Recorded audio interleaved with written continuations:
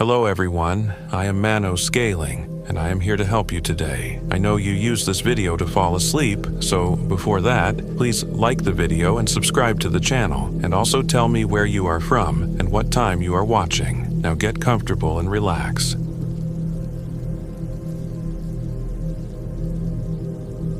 My name is Elliot Mercer. I'm 34 years old. This happened in October of 2024. I should have known better than to ignore the warnings. Every small town has its stories, tales meant to keep children in line and tourists away from dangerous places. But when you've spent 15 years living in Philadelphia's concrete jungle, those rural superstitions seem quaint, almost laughable. That was my first mistake. The Trussam Pond area of Sussex County, Delaware, isn't exactly a tourist hotspot. It's a place of twisted cypress trees and black water, where the Atlantic coastal plain gives way to swamps and strange shadows. Most people drive right past it on their way to the more inviting beaches of Rehoboth or Bethany. That's probably for the best.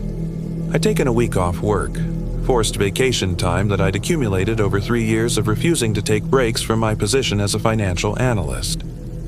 "You need to decompress," my boss had said, her tone making it clear this wasn't a suggestion. "You're burning out." "Elliot!" I couldn't argue. The nightmares had gotten worse, the same ones I'd had since childhood, being chased through woods by something I couldn't see but could feel breathing down my neck. My therapist suggested exposure therapy. Face the forest, camp alone, prove to myself there was nothing to fear. Reconnect with nature, she'd said, as if nature and I had ever been on speaking terms. So I found myself driving down winding roads toward the Great Cypress Swamp, Delaware's largest contiguous forest, with my German Shepherd, Rex, riding shotgun. Rex had been my only companion since my divorce 3 years ago. Loyal, protective, and blessedly uncomplicated compared to human relationships.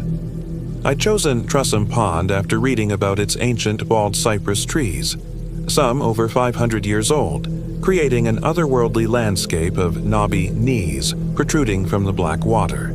The website described it as hauntingly beautiful, an unfortunate choice of words in retrospect. The ranger station near Trap Pond State Park was my last stop before heading into the more remote area I'd planned to explore. The building was little more than a wooden shack with peeling green paint, staffed by a single park ranger, a leathery man in his 60s with a salt and pepper beard and eyes that had seen too much sun. "Trussam Pond?" he repeated when I told him my destination, his southern Delaware drawl stretching the words. "For camping?" He looked me up and down, taking in my expensive hiking boots that had barely seen dirt, and my high-tech backpack still stiff with newness. "Yes, I read it's quite beautiful." "Primeval." The word felt pretentious as soon as it left my mouth. "It's restricted access after sundown," he said flatly. "Day use only." "Oh." I pulled out my phone, showing him the permit I'd secured online. "But I have this wilderness camping permit for the area." He squinted at the screen, then sighed deeply. "System glitch. Happens sometimes. That area's not safe for overnight stays." "Because of wildlife?" I asked, thinking of bears or coyotes, among other things. He looked out the window toward the line of dark trees in the distance. "The swamp hag doesn't take kindly to strangers after dark." I couldn't help the small laugh that escaped me. "The swamp hag?" His weathered face didn't change. Local name for it.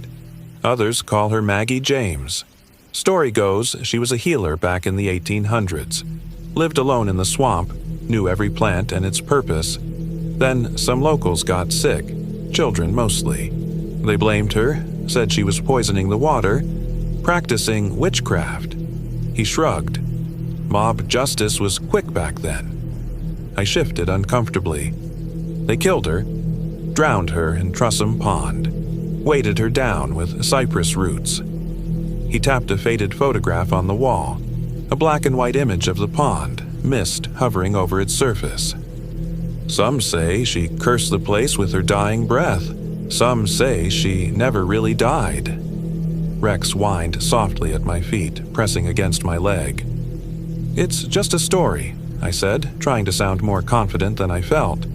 "Sure is," he agreed, but his eyes said otherwise. "Still, if you're set on camping, I'd recommend the established campground at Trap Pond instead. Got facilities, other people around.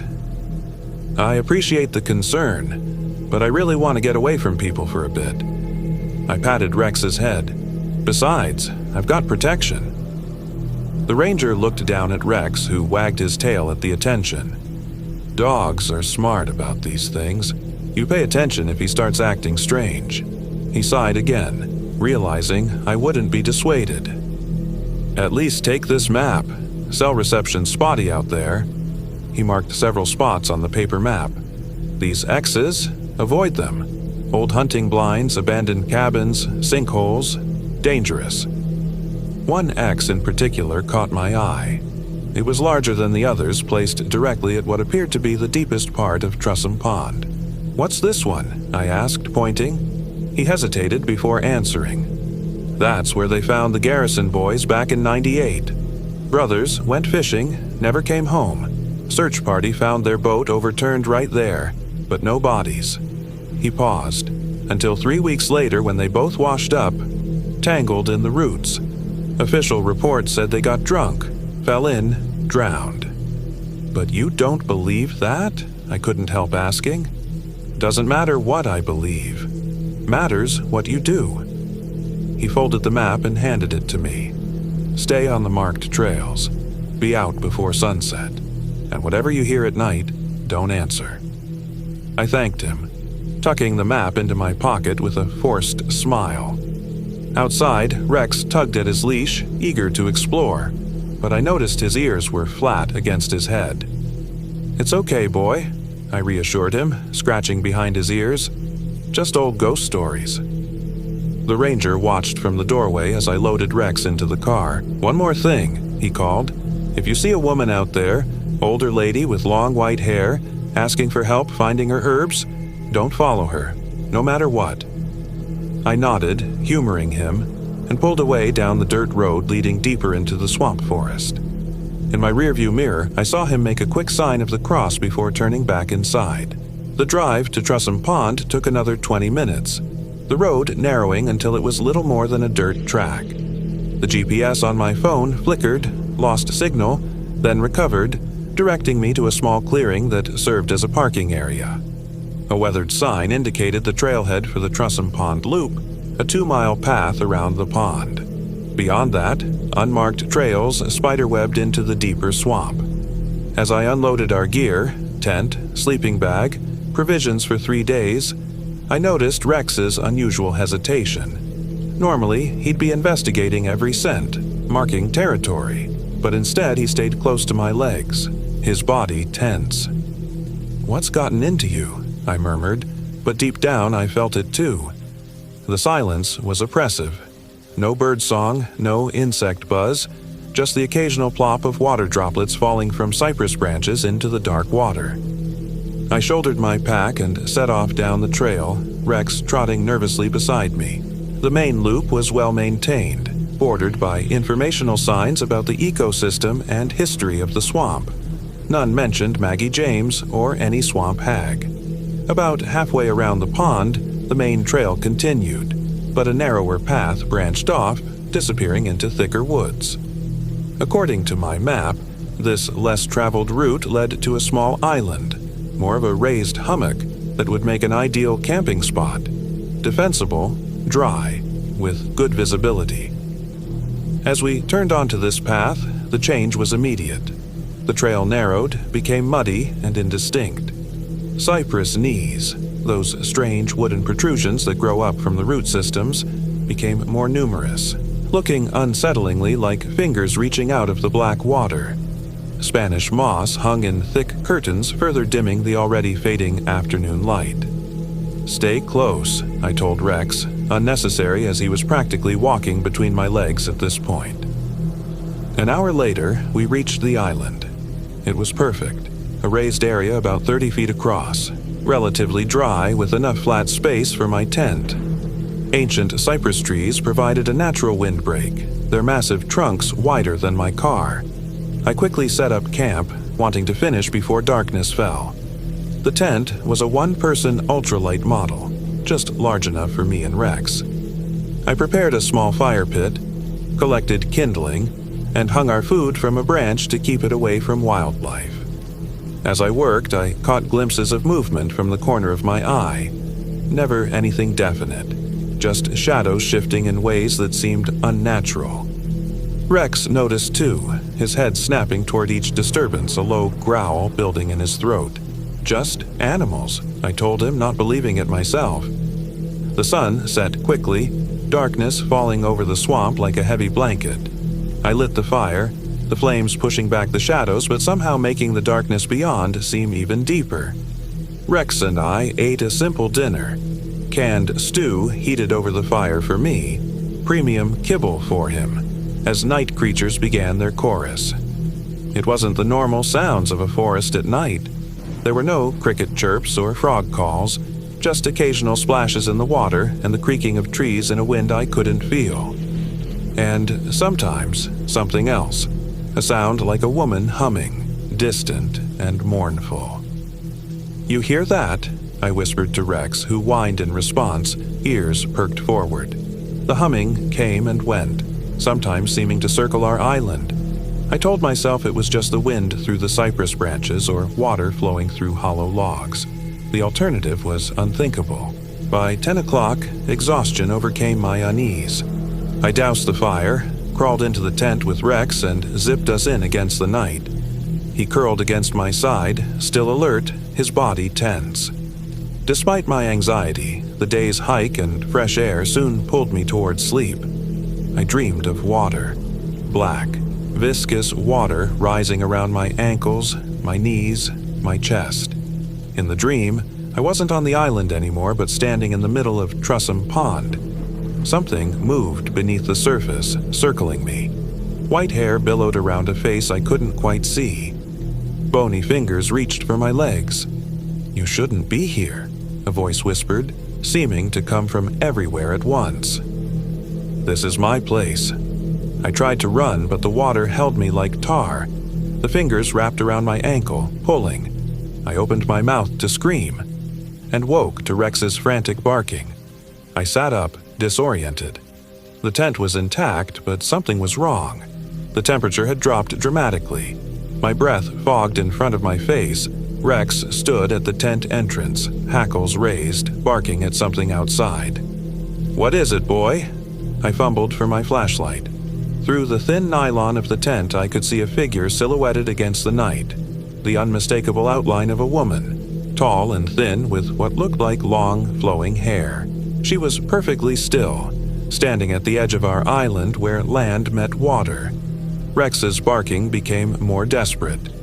I unzipped the tent with shaking hands and pointed my flashlight toward the figure. Nothing was there, just cypress knees and black water.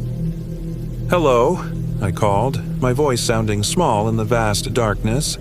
Only the soft lapping of water against the shoreline answered me. Rex was still growling, his eyes fixed on the spot where I'd seen the figure. I knelt beside him, trying to calm him while scanning the darkness. The mist had thickened, curling around the cypress trees and drifting across the water's surface. "It's okay," I whispered, more to myself than to Rex. "There's nothing there." But as I turned to go back inside, a voice carried across the water. A woman's voice, soft and plaintive. "Can you help me find my herbs? I've lost my way in the dark." Every hair on my body stood on end. Rex whimpered, pressing against my legs. "Who's there?" I called, my voice breaking. "Just an old woman gathering medicine," came the reply, closer now. "Be a kind soul and help me look." The ranger's warning echoed in my mind. If you see a woman asking for help finding her herbs, don't follow her, no matter what. I can't," I stammered. "It's too dark. Maybe in the morning." A long silence followed, broken only by Rex's continued growling. "Morning will be too late," the voice said, noticeably colder. "But very well. Perhaps I'll find what I need myself." The mist swirled, and and for a moment I thought I saw her clearly. An elderly woman in a tattered dress, her white hair hanging in wet ropes around a face that was both ancient and somehow ageless. Then the mist closed in, and she was gone. I retreated into the tent, zipping it shut with trembling hands. Rex refused to lie down, instead standing guard at the entrance, his body rigid with tension. I checked my phone, no signal, and the battery was draining unusually fast, already down to 42% despite being fully charged that morning. Sleep was impossible now. I sat with my back against my backpack, flashlight in one hand, hunting knife in the other, listening to the sounds of the swamp. Somewhere in the distance, I heard splashing, as if someone was wading through water, circling our island. The night stretched endlessly. At some point, I must have dozed off despite my terror, because the next thing I knew, watery morning light was filtering through the tent walls, and Rex was pawing at the zipper, desperate to get out. I opened the tent and he bolted, relieving himself against a nearby tree before returning to my side, noticeably calmer in the daylight. The island looked different in the morning, less threatening, almost peaceful. Birds called from the trees. A light mist hovered over the water, and sunlight dappled the ground through the cypress canopy. "See?" I told Rex, trying to convince myself. "Nothing to worry about. Just got spooked by local legends and too much imagination." But as I prepared breakfast, I noticed something that froze my blood. Circling our island, pressed into the mud at the water's edge, were footprints. Small, barefoot impressions that emerged from the water on one side of the island, tracked around our campsite, and disappeared back into the water on the other side. They hadn't been there yesterday. As I stared at the tracks, a twig snapped in the forest behind me. I spun around to see a man stepping out of the trees onto our island. A stranger in worn jeans and a flannel shirt, with a scraggly beard and wary eyes. He carried a fishing rod and a small tackle box. "Didn't expect to find anyone out here," he said, his voice thick with the local accent. He looked to be in his 50s, deeply tanned with the leathery skin of someone who spent most of his life outdoors. "You scared me," I admitted, trying to calm my racing heart. Rex moved between us, not growling but alert. "Good dog you got there." The man nodded approvingly. "Protective. You need that out here." He looked around at my campsite, frowning slightly. "You staying overnight?" "That was the plan. I have a permit." I felt defensive, though the man hadn't accused me of anything. "Not saying you don't." He set down his tackle box. "Name's Bill Corson. Been fishing these waters since I was a boy." "Elliot Mercer," I replied, extending my hand. He shook it, his palm calloused and strong.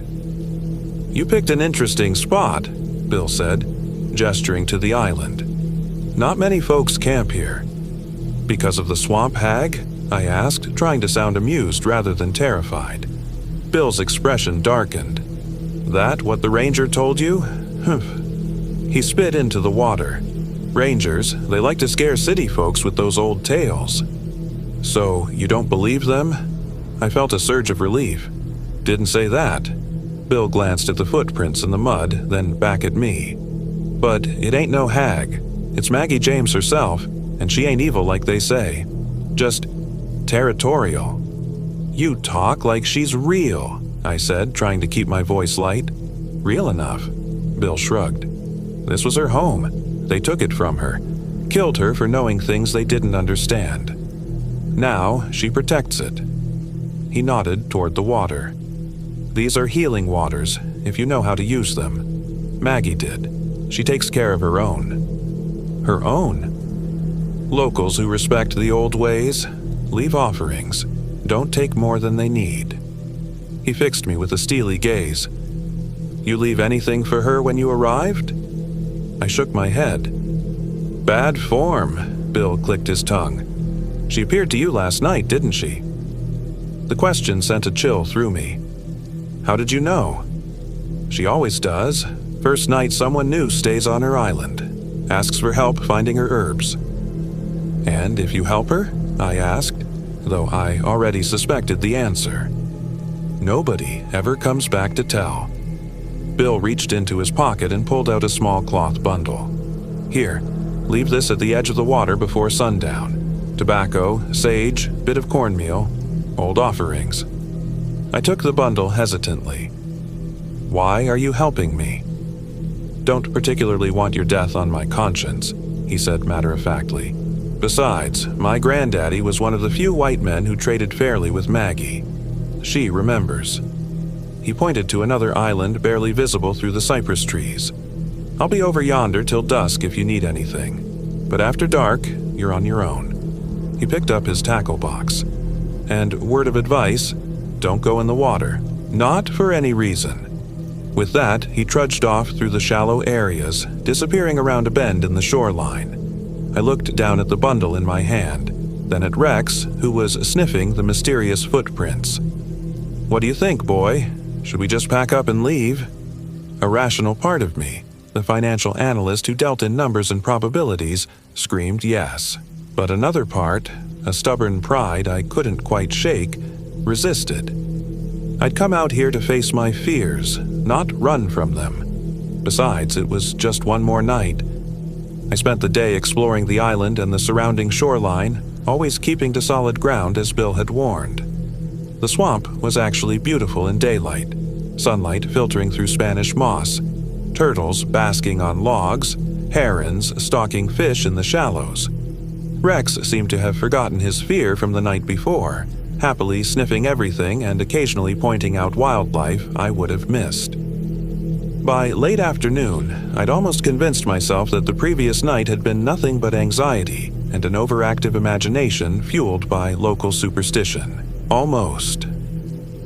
As the sun began to sink, painting the cypress trees in golden light, I remembered Bill's offering. Following his instructions, I placed the small bundle at the water's edge on the eastern side of the island, feeling slightly foolish but unwilling to risk offending whatever or whoever might be watching. Just a local custom, I told Rex, who watched the proceedings with tilted head, like throwing a coin in a fountain.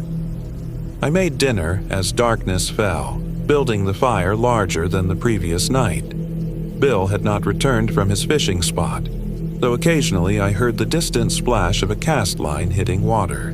Night descended, and with it came the strange silence I'd noticed before, the unnatural hush of a forest holding its breath. No insects chirped, no frogs called. Even the water seemed to still, its surface becoming a perfect black mirror reflecting the emerging stars. Rex noticed it too, his playful demeanor vanishing as he positioned himself by the fire, facing outward into the darkness, ears constantly swiveling to track sounds I couldn't hear. I checked my phone, battery at 17% now despite minimal use and still no signal. I turned it off to conserve what power remained for emergencies. My flashlight and headlamp were both fully charged, at least, and I had spare batteries. As midnight approached, Rex suddenly stood, his body tense but not aggressive. He stared toward the eastern edge of the island, where I'd left the offering. Heart pounding, I directed my flashlight beam toward the spot. The bundle was gone. "Hello?" I called softly. "Maggie!" No answer came, but the mist began to gather again, thickening around our island. It moved against the slight breeze, pooling and swirling as if alive. Rex whined but didn't bark or growl.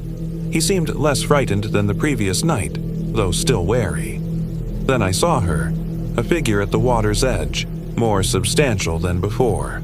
An elderly woman with long white hair, wearing what looked like a simple dress from another century. She stood with her back to me, staring out over the water. "Thank you for the offering," she said without turning, her voice the same I'd heard the night before, ancient and somehow fluid, like water over stones. It's been a long time since anyone remembered the old ways. My mouth was dry as dust. "Bill gave it to me. Said you might be angry otherwise." "Bill Corson," she mused. "His people have long memories." Finally, she turned and I caught my first clear glimpse of her face. weathered like old leather but with eyes as black and deep as the pond itself. Not malevolent, but not human either. Not anymore. "Are you really her?" I managed to ask. "Maggie James? What's left of her?" The apparition drifted closer, her feet not quite touching the ground. Rex trembled but held his position. "They took my life, but not my purpose. I still protect this place." "From what?" "From those who would harm it, take from it, without giving back." Her gaze penetrated me. "Why have you come here, Elliot Mercer?" The use of my name sent another shiver through me. "How do you—" "I know everyone who enters my domain," she interrupted. "I've watched you since you arrived. Now answer my question." "I came to face my fears," I said honestly. "I've had nightmares about forests my whole life. Something chasing me, hunting me." A strange expression crossed her face. Surprise, perhaps, or recognition. "These dreams, do you see what pursues you?" I shook my head. "Never. I just feel it behind me, getting closer." She was silent for a long moment, the mist swirling around her like a living shroud. "Your offering is accepted," she finally said. "You may stay this night unmolested, but tomorrow you must leave. This is not your place." Relief washed over me. "Thank you. I'll go at first light." She nodded, then her form began to dissipate, merging with the mist. Before she vanished completely, she said one last thing. "The dreams you have, they are warnings, not fears. Remember that, Elliot Mercer."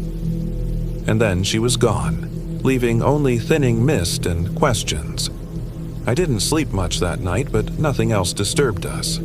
Rex eventually relaxed enough to curl up beside me, though he woke at every sound, his ears constantly moving. I lay awake wondering about Maggie's words. Warnings, not fears. What did that mean? Dawn broke misty and cool. I packed quickly, eager to be away from Trussam Pond despite having apparently made peace with its spectral guardian. Rex seemed equally ready to leave, pulling toward the trail before I'd even finished my meager breakfast. As I shouldered my pack for the hike out, I noticed something strange. A small clay pot had appeared beside the ashes of our fire. It contained a greenish paste that smelled of herbs and earth.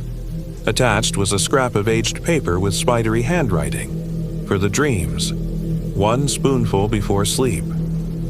I hesitated, then tucked the pot into my pack. Gift or threat, I couldn't leave it behind. The hike back should have been straightforward. Follow the narrow trail to the main loop, then take the loop back to the parking area. But something was wrong. The trail seemed different, twisting in ways I didn't remember. Landmarks I'd noted on the way in were missing or changed.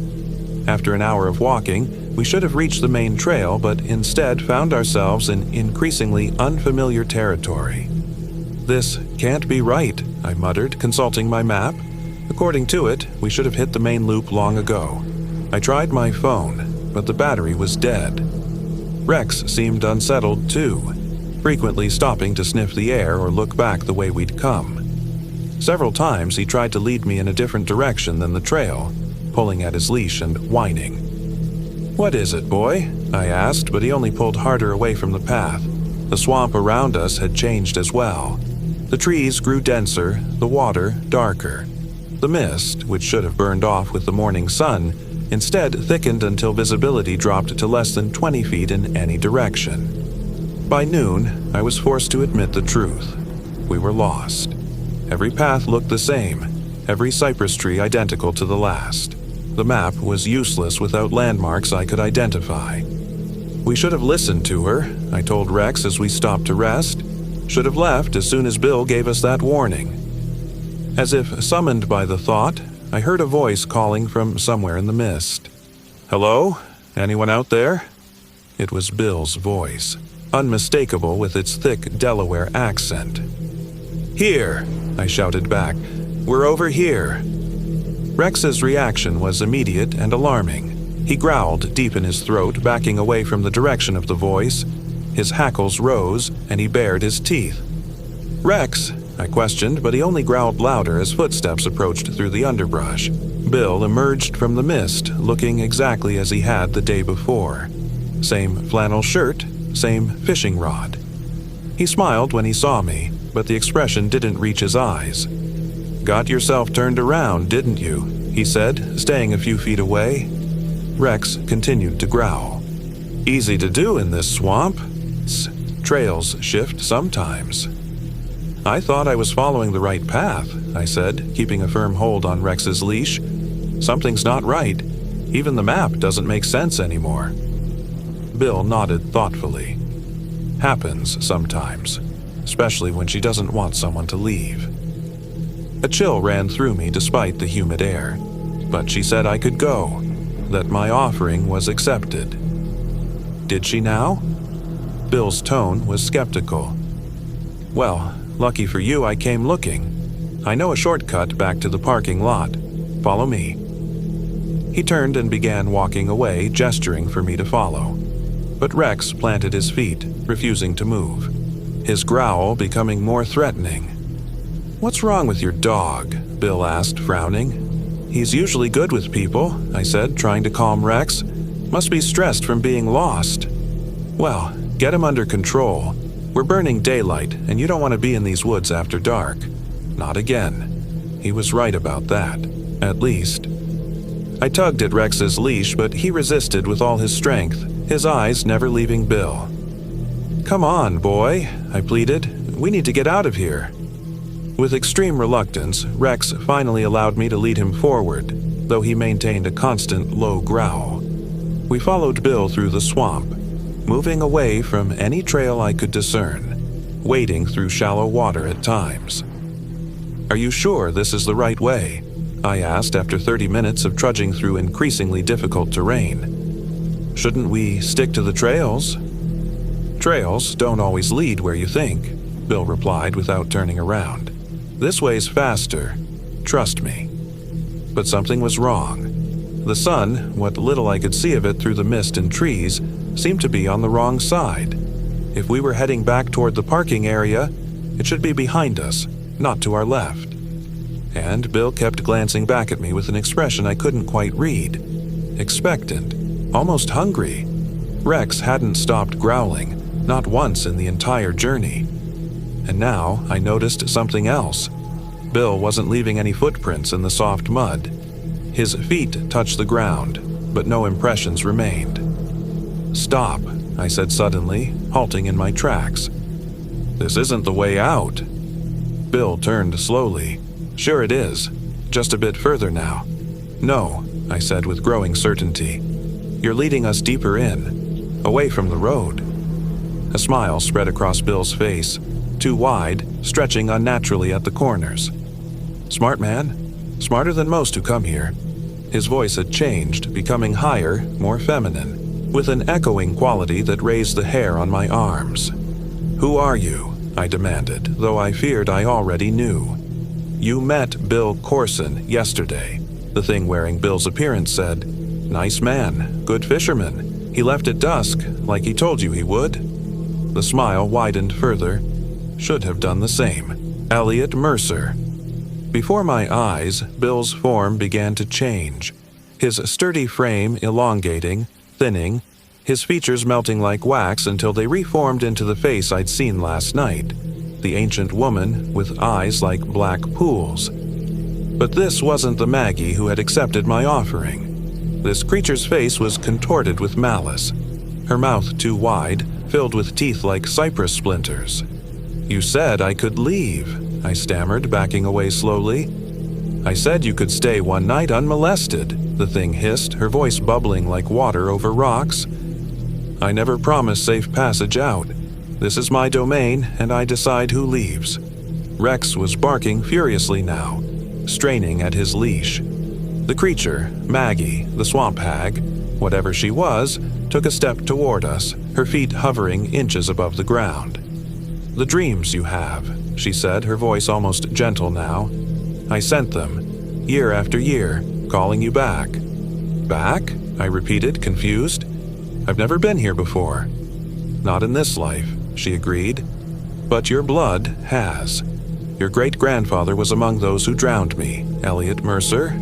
Did you never wonder why your family name appears in the local histories? Why you felt drawn to this place? My mind reeled. My father had mentioned Delaware roots, but nothing specific, nothing about this area. Yet something resonated, a terrible recognition, a guilt buried deep in genetic memory. Your ancestor held me under the water himself, she continued, drifting closer, his hand on my throat while I cursed his line with my dying breath. And now, after all these generations, you've returned, the last of his blood. That's not my fault, I said desperately. I had nothing to do with what happened to you. No, she agreed, but blood demands blood. The cycle must close. She reached out one withered hand. Your dog sees me truly. Animals always do. He tried to warn you. I glanced down at Rex, still snarling at the apparition. Then I looked back up, and she was gone. But her voice whispered from everywhere at once. Run, Elliot Mercer. Run, like in your dreams. Let's see if you can outpace your family's sins. Terror shot through me like electricity. Without conscious thought, I turned and fled, crashing through underbrush, splashing through shallow water, Rex bounding beside me. Behind us came sounds no human throat could make. A bubbling laugh, the creak of ancient wood, the splash of something large moving through water. The mist thickened until I could barely see a few feet ahead. Branches whipped my face, roots threatened to trip me, but I dared not slow. The knowledge that I was being hunted drove me forward with fear I had never known, except in my nightmares. The same nightmares that had plagued me since childhood. Warnings, she had called them. Now I understood. I don't know how long we ran. Time lost meaning in that place. The swamp seemed endless, every direction identical, the mist disorienting. My lungs burned, my legs trembled with exhaustion, but each time I slowed, I heard her behind me, that terrible bubbling laugh, closer each time. Rex suddenly veered left, pulling me after him with such force that I nearly fell. I had no choice but to follow as he dragged me through a nearly invisible gap between two massive cypress trees. And then, miraculously, we were on a trail, overgrown but distinct, leading away from the water. I let Rex guide me, trusting his instincts as we pushed forward. The sounds of pursuit faded slightly, though never disappeared completely. The mist began to thin, allowing glimpses of sky. The trees grew less dense. Hope surged through me as I recognized a landmark, a peculiarly shaped cypress I'd photographed on our way in. We were approaching the main loop trail. Rex sensed it too, pulling harder, his panic giving way to determination. We burst onto the wider trail just as the sun broke through the clouds. The change was immediate. The oppressive atmosphere lifted. Sounds of normal forest life resumed. Birds calling from the trees. Insects buzzing in the underbrush. Rex's posture relaxed slightly, though he continued to look back the way we'd come, still wary. I checked my phone, surprised to find it had power again. 15%, enough to check our location. The GPS placed us on the main Trussum Pond loop, less than half a mile from the parking area. I almost sobbed with relief. "We made it, boy," I gasped, still struggling to catch my breath. "Come on, just a little further." We hurried along the trail, the rational part of my mind trying to process what had happened. A local legend, mass hallucination induced by swamp gas, panic attack triggering paranoid delusions. I cycled through explanations, each less convincing than the last. But one thing I couldn't rationalize away, Rex had seen it too, whatever it was. The parking lot came into view, my car sitting alone on the gravel, exactly as I'd left it. I fumbled with my keys, hands still shaking, and threw our gear into the trunk without bothering to organize it. Rex jumped into the passenger seat without being told, his eyes fixed on the tree line as if expecting pursuit. As I slid behind the wheel, I caught movement in my peripheral vision, a figure standing at the edge of the forest. I turned my head slowly, dreading what I might see. It wasn't the swamp hag, it was the park ranger from the station, watching us with an unreadable expression. He raised his hand in what might have been a greeting or a warning, then turned and disappeared back into the trees. I started the engine and pulled away, gravel spitting from beneath my tires. In the rearview mirror, I saw mist beginning to rise from the pond, even in the bright morning sunlight. I drove faster. The journey home passed in a blur. I stopped only once for gas, refusing to let Rex out of my sight even for a moment. By evening, we were back in Philadelphia, the concrete and steel of the city a comforting barrier between us and what we'd left behind. My apartment welcomed us with its familiar smells and sounds: traffic outside, the hum of the refrigerator, a neighbor's television through the wall.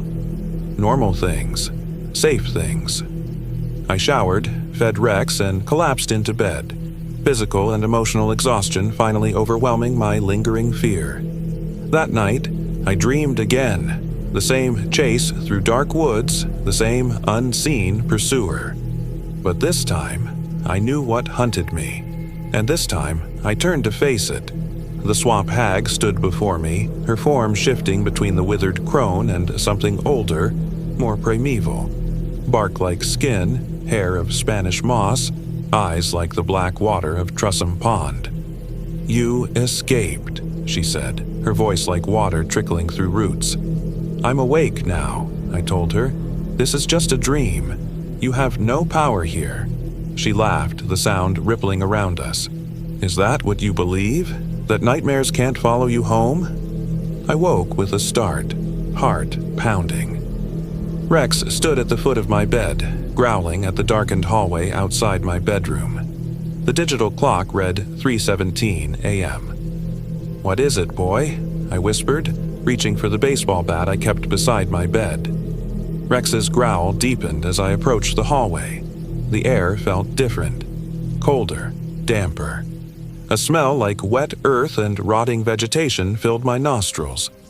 From the bathroom came the sound of water dripping, though all faucets had been tightly closed. I flipped on the hallway light. Water pooled on the tiled floor, seeping from beneath the bathroom door. Black water, like that of Trussum Pond? "No," I breathed. "It's not possible." From behind the door came a soft humming, the same melody I'd heard in the swamp. Rex barked once, sharp and challenging, then fell silent, pressing against my leg. Fight or flight instinct warred within me. I could run, grab my keys and Rex and flee the apartment. But to where? If she could follow me here, what would stop her from following me anywhere? The small clay pot Maggie had left by our campfire sat on my bedside table. "For the dreams," she had written. "1 spoonful before sleep." Was it poison? Protection? I had no way to know. The bathroom door creaked open a fraction of an inch, water flowing more freely now. The humming grew louder. I made my decision in an instant. Lunging back to the bedside table, I grabbed the clay pot, removed the lid, and swallowed a spoonful of the bitter paste without allowing myself to hesitate. It tasted of earth and roots and something metallic. Blood, perhaps. The effect was immediate. The room spun around me, my vision blurring. I collapsed onto the bed, Rex leaping up beside me, whining anxiously. The last thing I saw before consciousness fled was the bathroom door swinging fully open, a figure of mist and shadow emerging, and then darkness. Complete, absolute darkness unlike any I'd known. When I opened my eyes again, dawn light filtered through my bedroom window. I sat up slowly, expecting nausea or dizziness, but felt only a strange clarity. Rex lay beside me, watching my face with intelligent eyes. The floor was dry, the bathroom door closed. No sign remained of the night's visitation, if it had ever truly happened. But something had changed. I could feel it in my bones, in the very fabric of my being. I went to the bathroom mirror and gasped at my reflection. My eyes, always hazel before, now appeared darker, with flecks of black that shifted when I moved my head, like sediment swirling in pond water. My phone rang, startling me. Unknown number, Delaware area code. I answered warily. Mr. Mercer, it was the ranger from Trussam Pond. Just checking you made it home all right. How did you get this number? I asked, my voice steadier than I expected. A pause. You provided it on your camping permit. Of course. I'm fine, I said. We're both fine. Good, good. He hesitated. Did you encounter anything unusual during your stay? I contemplated lying, but saw no point. Yes, the swamp hag, Maggie James, whatever you want to call her. A sharp intake of breath. And you survived. She said I was the last of my bloodline, that my great-grandfather helped kill her. Mercer, he murmured. I should have recognized the name. Thomas Mercer led the mob that drowned her in 1879. Another pause. You took something from the swamp, didn't you? I glanced at the clay pot. She left it for me. For the dreams. Her medicine, he said gravely. Did you use it? Yes, last night she followed me home. The ranger was silent so long I thought the call had dropped. Finally he spoke. Listen carefully, Mr. Mercer. Maggie James was a healer before they killed her. What most don't understand is that she worked with two medicines. One to heal, one to harm. If she gave you medicine and you survived taking it, that means one of two things. Either she forgave your bloodline's sins. He trailed off. Or, I prompted, or she claimed you, made you part of the swamp, part of her. A chill ran through me. What does that mean? I don't rightly know, he admitted. No one who's taken her medicine has ever spoken of it after.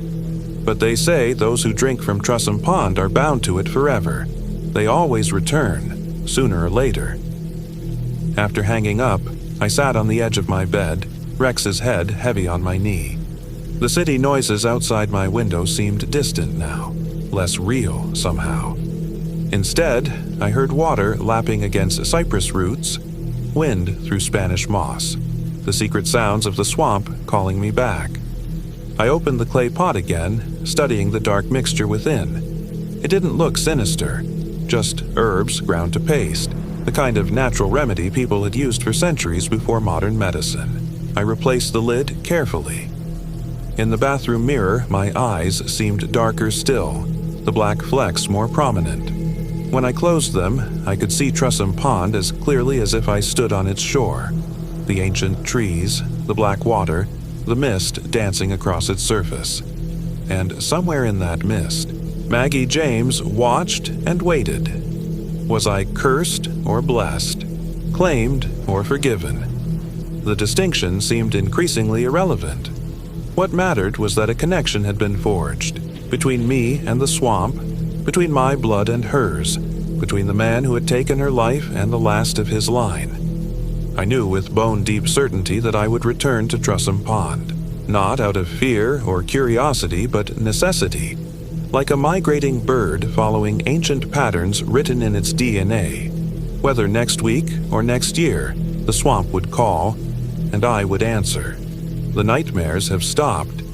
Instead, I dream of black water and cypress trees, of an old woman gathering herbs in the mist. She turns to me sometimes, her ancient eyes meeting mine, and nods in recognition. Not enemy, not friend, but something in between, bound by blood and justice and the strange magic of the swamp.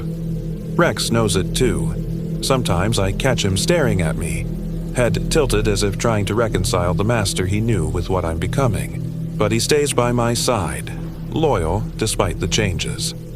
Dogs are smart about these things, as the ranger said. They see truly. I've begun researching my family history, tracing the Mercer line back through Delaware's past. I found Thomas Mercer in the county records, wealthy landowner, town selectman, upstanding citizen by all accounts. No mention of a mob or a drowning or a swamp witch. History is written by the victors, after all. But I know the truth now.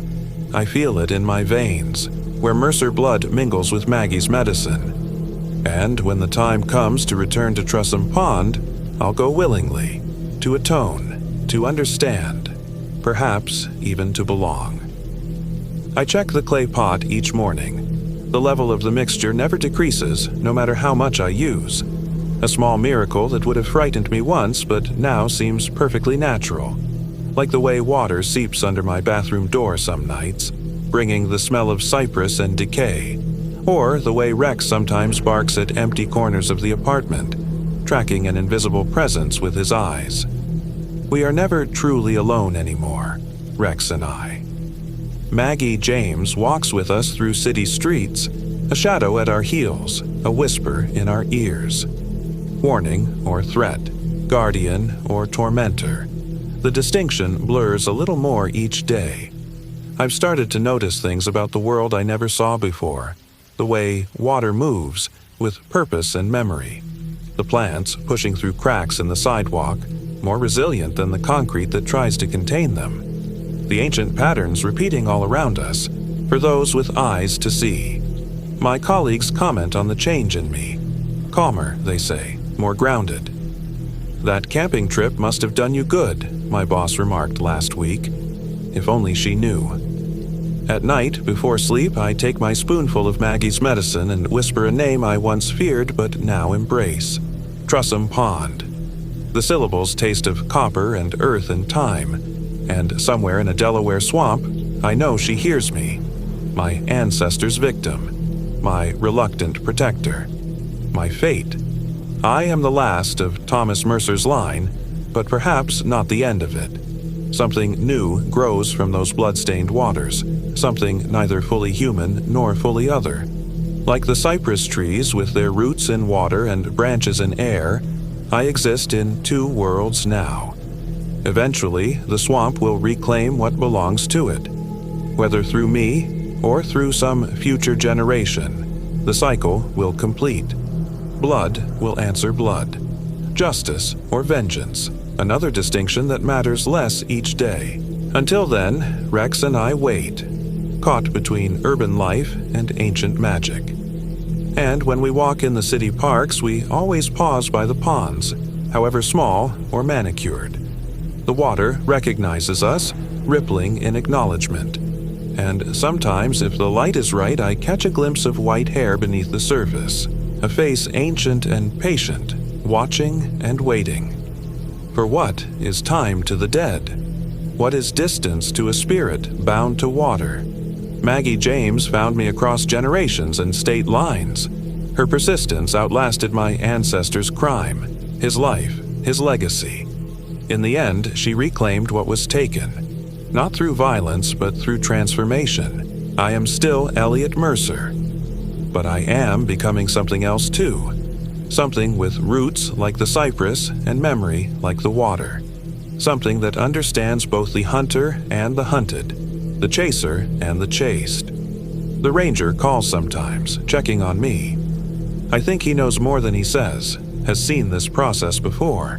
The swamp always calls its own, he told me last time. Not a warning anymore, but a simple truth. And in my dreams, Maggie James no longer pursues me. Instead, we walk the misty shores of Trussum Pond together. Her teaching, me learning. The herbal lore of centuries, the secret language of water and wood, the proper offerings for ancient things that still hunger. Your blood demanded justice, she told me in last night's dream, her voice like moving water. But your spirit offered reconciliation. Few have done the same. I woke with tears on my face and the taste of pond water in my mouth. Rex whined softly, pressing his warm body against mine in comfort or protection. I couldn't tell which.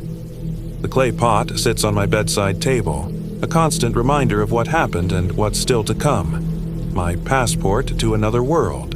My tether to powers older than cities or nations or the name Mercer itself. I am the last of my line.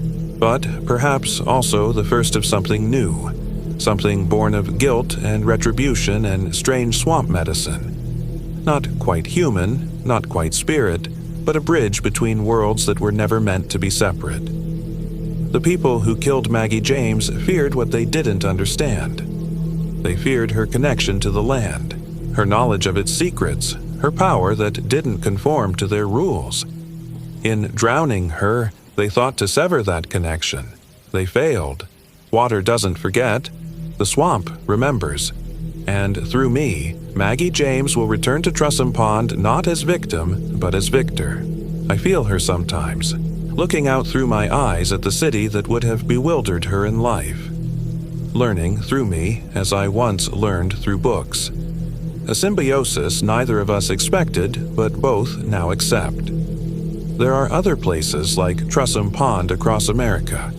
Liminal spaces where the boundary between worlds thins. Other spirits like Maggie James, wronged and restless. Other bloodlines marked by the consequences of their ancestors' actions.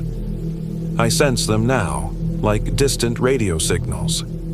Perhaps that is my purpose, to walk between worlds, to witness, to remember, to ensure that the crimes of the past are not forgotten, even as their perpetrators try to erase them from history. Or perhaps I'm simply the final payment of a debt long overdue, the last Mercer, completing the cycle begun by the first to wrong Maggie James. Either way, I am no longer afraid. The nightmare that chased me all my life has caught me at last. And in being caught, I found not an ending, but a transformation. Not death, but a different kind of life. Rex understands. He watches the bathroom door on those nights when black water seeps beneath it. Not with terror now, but with respectful distance. He no longer growls at the presence in our home, but acknowledges it with a tilt of his head. An animal's acceptance of mysteries beyond human comprehension. And when we return to Trussam Pond, as we inevitably will, he'll walk beside me into the mist and the memory, loyal to the end. Whatever end that may be. My name is Elliot Mercer. I am 34 years old, and I belong to Trussam Pond now, to its black waters and ancient trees, to its mist and memory and magic, to Maggie James, the swamp hag, my ancestor's victim, my reluctant guardian, myself.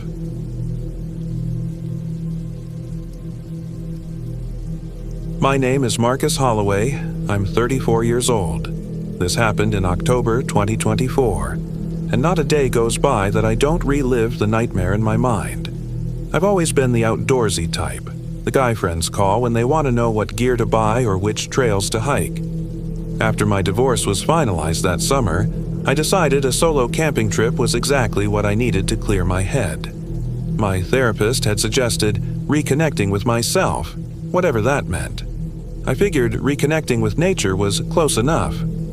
I chose Blackbird State Forest in Delaware because it was secluded, but not completely off-grid. The 6,000-acre wilderness seemed perfect, remote enough to feel alone with my thoughts, but established enough that I wouldn't be completely cut off from civilization if something went wrong. The forest is tucked away in the central part of the state, not far from Smyrna. Most tourists overlook it in favor of Delaware's beaches, which was fine by me. I wanted solitude. I'd planned a 5-day trek that would take me through the less-traveled northern section of the forest, setting up camp at different spots each night. The autumn colors were at their peak, brilliant reds and golds against the deep green of the pines. During the day, it was postcard perfect. At night, well, that's when things started to change. The first day went exactly as planned. I parked my truck at the Tie-Boat Track trailhead, double-checked my pack, and headed into the woods. The trail was well marked, winding through stands of oak and hickory trees. I felt the tension of the past 6 months melting away with each step. By late afternoon, I'd reached my first campsite near one of the forest's small ponds. I set up my tent, collected firewood, and prepared a simple dinner over my portable stove. That first night, I slept better than I had in months. No tossing and turning, no checking my phone, no racing thoughts about the divorce papers and dividing up possessions. Just me, my sleeping bag, and the night sounds of the forest. Day 2 was when I first noticed something odd. I'd been following the map I'd downloaded, a detailed trail map that showed all the official paths through the forest. But around midday, I came across a narrow trail that wasn't marked. It veered off from the main path and disappeared into a particularly dense section of forest. I checked my GPS, which showed I was exactly where I should be, but this side trail definitely wasn't on any map. Curiosity got the better of me. I figured I'd follow it for 10 minutes or so just to see where it led, and then backtrack to the main trail. The path was barely visible in places, overgrown with brambles and fallen leaves, but it was definitely man-made. Someone had cleared this trail, even if it wasn't official. After about 15 minutes of hiking, the narrow path opened into a small clearing. In the center stood the remnants of a stone foundation, just a rectangle of crumbling rock walls about 20 inches high. I guessed it had been a cabin or small homestead at some point, though it must have been abandoned for decades. What caught my eye was a crudely carved wooden sign hammered into one of the nearby trees. It read, "Hollow's Keep," in rough, weathered letters. The sign looked old, the wood grayed with age, but something about it made the hair on the back of my neck stand up. I took a few photos with my phone, thinking I'd look up the name later. As I was about to leave, I noticed something else. A small cairn of rocks stacked in the corner of the old foundation. It seemed too deliberately placed to be random. I approached it and saw that the rocks were arranged around what looked like a small opening in the ground. Not quite a cave, but definitely a hollow space that went under the foundation. Common sense told me to leave it alone. But I'd come out here looking for something, hadn't I? Some kind of revelation or clarity that would help me move forward with my life. I knelt down and shined my flashlight into the opening. The beam caught what looked like the corner of a metal box. I reached in, feeling around until my fingers closed around cold metal. With some effort, I pulled out an old tin box, about the size of a hardcover book. It was rusted around the edges, but intact. I shouldn't have opened it. I know that now. Inside was a small leather-bound journal, its pages yellowed and brittle. I flipped it open carefully and found dated entries from 1887. The handwriting was tight and precise, though faded in places. I skimmed the first few pages, which detailed the daily life of someone named Thomas Blackwood, apparently the owner of a small homestead in what was now the state forest. The early entries were mundane, reports of crops planted, weather conditions, visits to town. But as I flipped through, the entries became increasingly disturbing.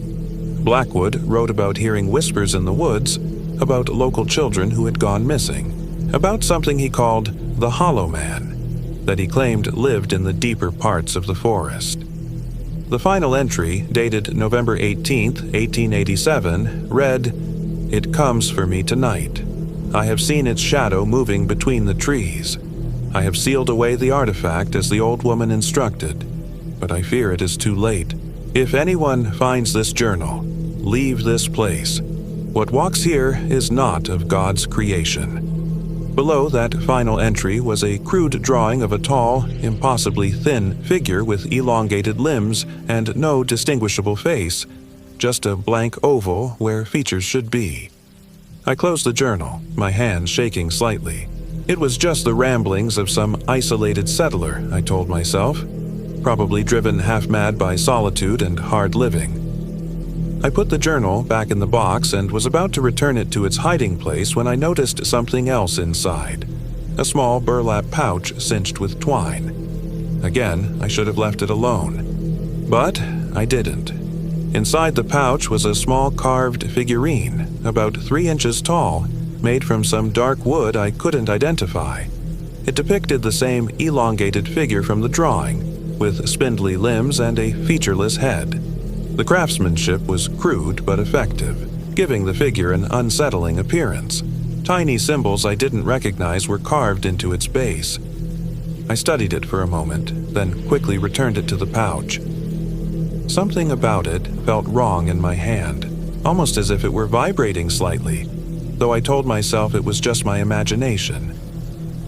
I placed everything back in the box, returned it to its hiding place, and quickly left the clearing. By the time I rejoined the main trail, the sun was lower in the sky than I'd expected.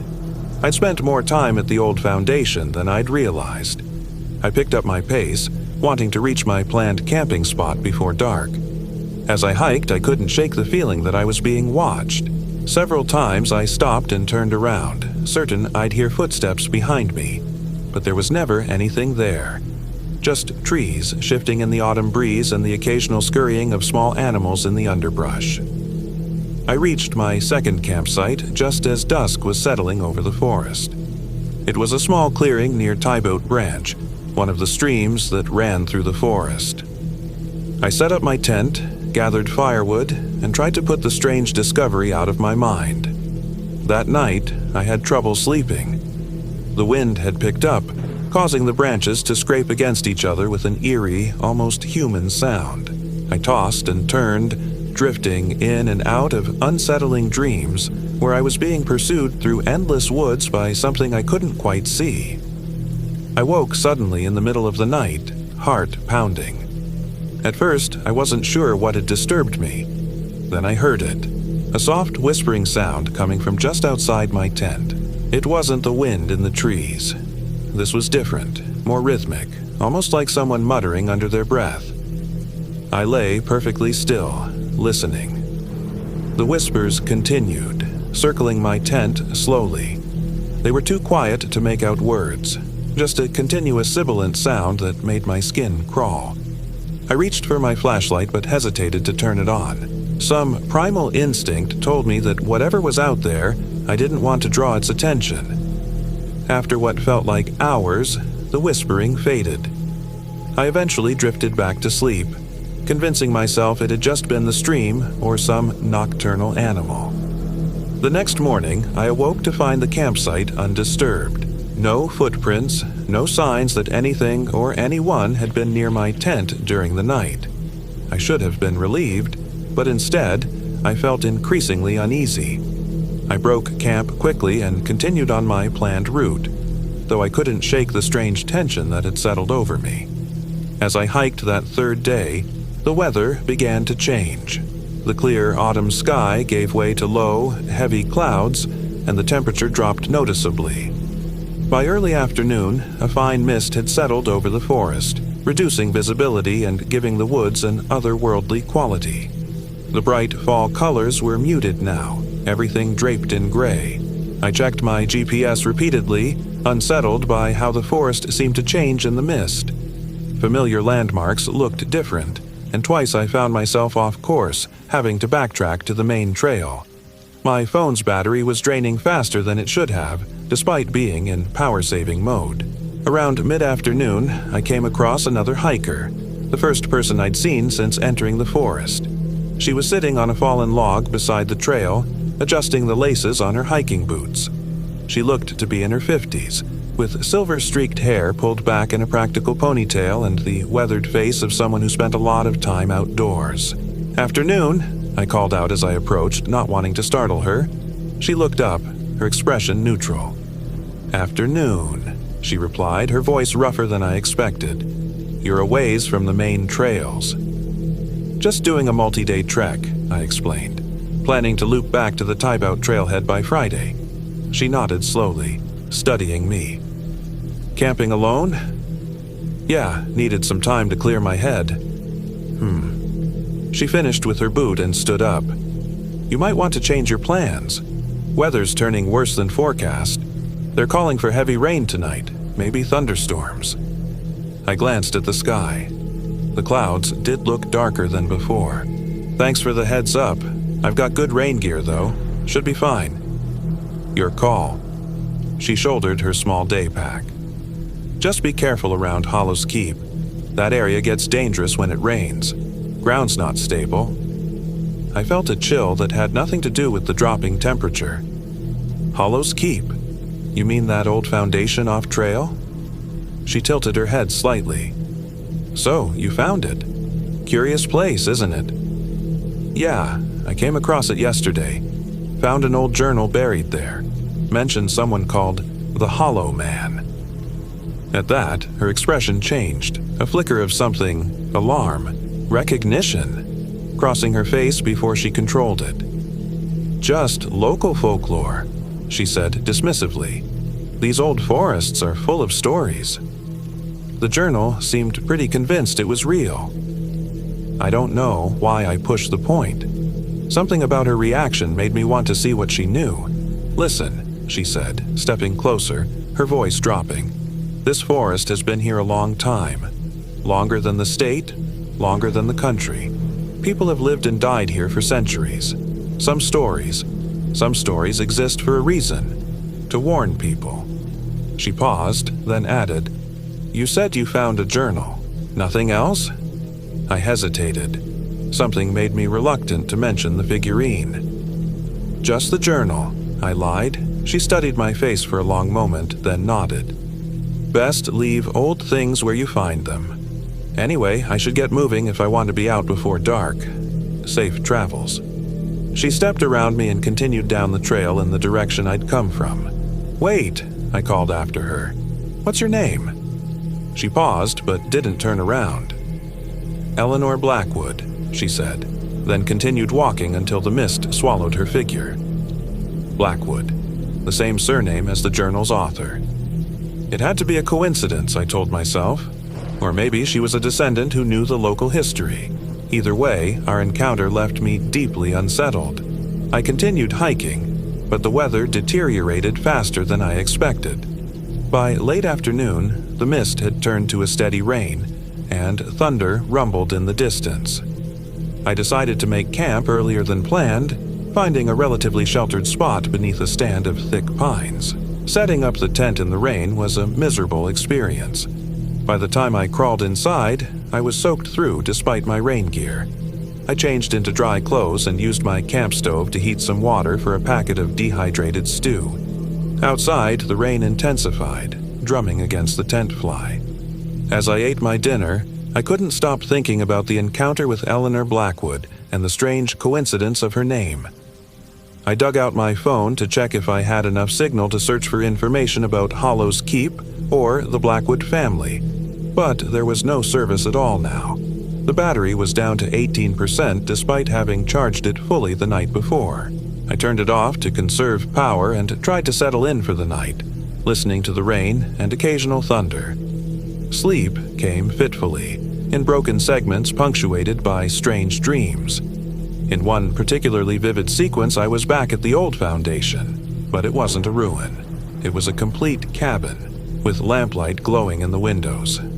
A figure stood in the doorway, impossibly tall and thin, beckoning me closer. I woke with a start, my heart racing. The rain had stopped, but something else had woken me. A sound outside the tent. Not whispering this time, but a slow, deliberate scratching, as if someone were drawing their fingernails across the tent fabric. I lay frozen, listening as the scratching moved slowly around the perimeter of the tent. When it reached the door, it stopped. There was a long moment of silence, then the zipper of my tent door began to move, slowly pulling upward. I lunged for my flashlight and clicked it on, aiming the beam at the door. The zipper stopped moving. Outside, I could see nothing but darkness and the vague shapes of trees. No figure, no person, nothing that could have been pulling the zipper. "Who's there?" I called out, my voice shakier than I intended. No answer came, just the dripping of rainwater from the trees and the distant call of an owl. I didn't sleep again that night. I sat up, flashlight in one hand and my hunting knife in the other, watching the door until the first gray light of dawn filtered through the tent walls. When I finally worked up the courage to unzip the tent and look outside, I found no footprints in the soft earth, no sign that anyone had been there. But carved into the trunk of the nearest pine tree, fresh enough that sap still oozed from the cuts, was a crude symbol. The same elongated figure from the journal and the wooden figurine. That was enough. I broke camp quickly, abandoning my original plan. I was going to hike straight back to my truck and get out of Blackbird Forest. The whole experience had turned from a peaceful retreat into something unsettling, and I wanted no more part of it. I packed everything except my tent, which was still too wet to roll up properly. As I was shaking it out, something fell from one of the pockets, the small wooden figurine from the tin box. I stared at it in disbelief. I had left it at the foundation, I was sure of it. I had put it back in the pouch, back in the tin, back in the hole. Yet here it was, somehow in my tent. I almost threw it away then, hurled it as far into the forest as I could. But something stopped me. A strange, almost superstitious feeling that discarding it would make things worse. Instead, I wrapped it in a bandana and stuffed it deep in my pack. The hike back should have taken me about 6 hours, according to my map. But within the first hour, I knew something was wrong. The trails weren't matching up with my map or GPS. Landmarks I should have recognized were missing, and paths veered in directions they shouldn't have. My compass was spinning erratically, the needle swinging in complete circles rather than pointing north. By midday, I had to admit the truth. I was lost. The forest that had seemed so navigable just days before had become a maze of identical-looking trees and misleading paths. The sun was hidden behind clouds, giving me no way to orient myself. My phone's GPS kept showing me in different locations, jumping miles between readings. As the day wore on and my frustration mounted, I began to feel that same sensation of being watched. Several times I spun around, certain I'd catch someone following me, but there was never anyone there, just the silent trees and the occasional rustle of wildlife. Then, in the late afternoon, I found myself back at the old foundation of Hollow's Keep. It wasn't possible. I'd been walking away from it all day, yet somehow I'd circled back. The crumbling stone walls were just as I'd left them, the wooden sign still nailed to the tree. But the cairn of rocks covering the hiding place of the tin box had been disturbed, the rocks scattered. As I stood there, trying to process what was happening, I heard a voice behind me. "You took something that doesn't belong to you." I whirled around to find Eleanor Blackwood standing at the edge of the clearing. She was wearing the same hiking clothes as before, but something about her seemed different, harder, more intense.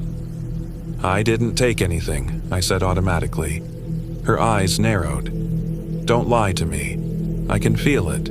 You have the totem." I took a step back. "I don't know what you're talking about." "The carved figure. My ancestor made it to bind what lives in these woods. It belongs here, in this place." She took a step forward. "Give it back, and maybe you can still leave." "How did it end up in my tent?" I demanded. "Did you put it there?" She laughed, a harsh sound without humor. "I've never touched it. None of us do.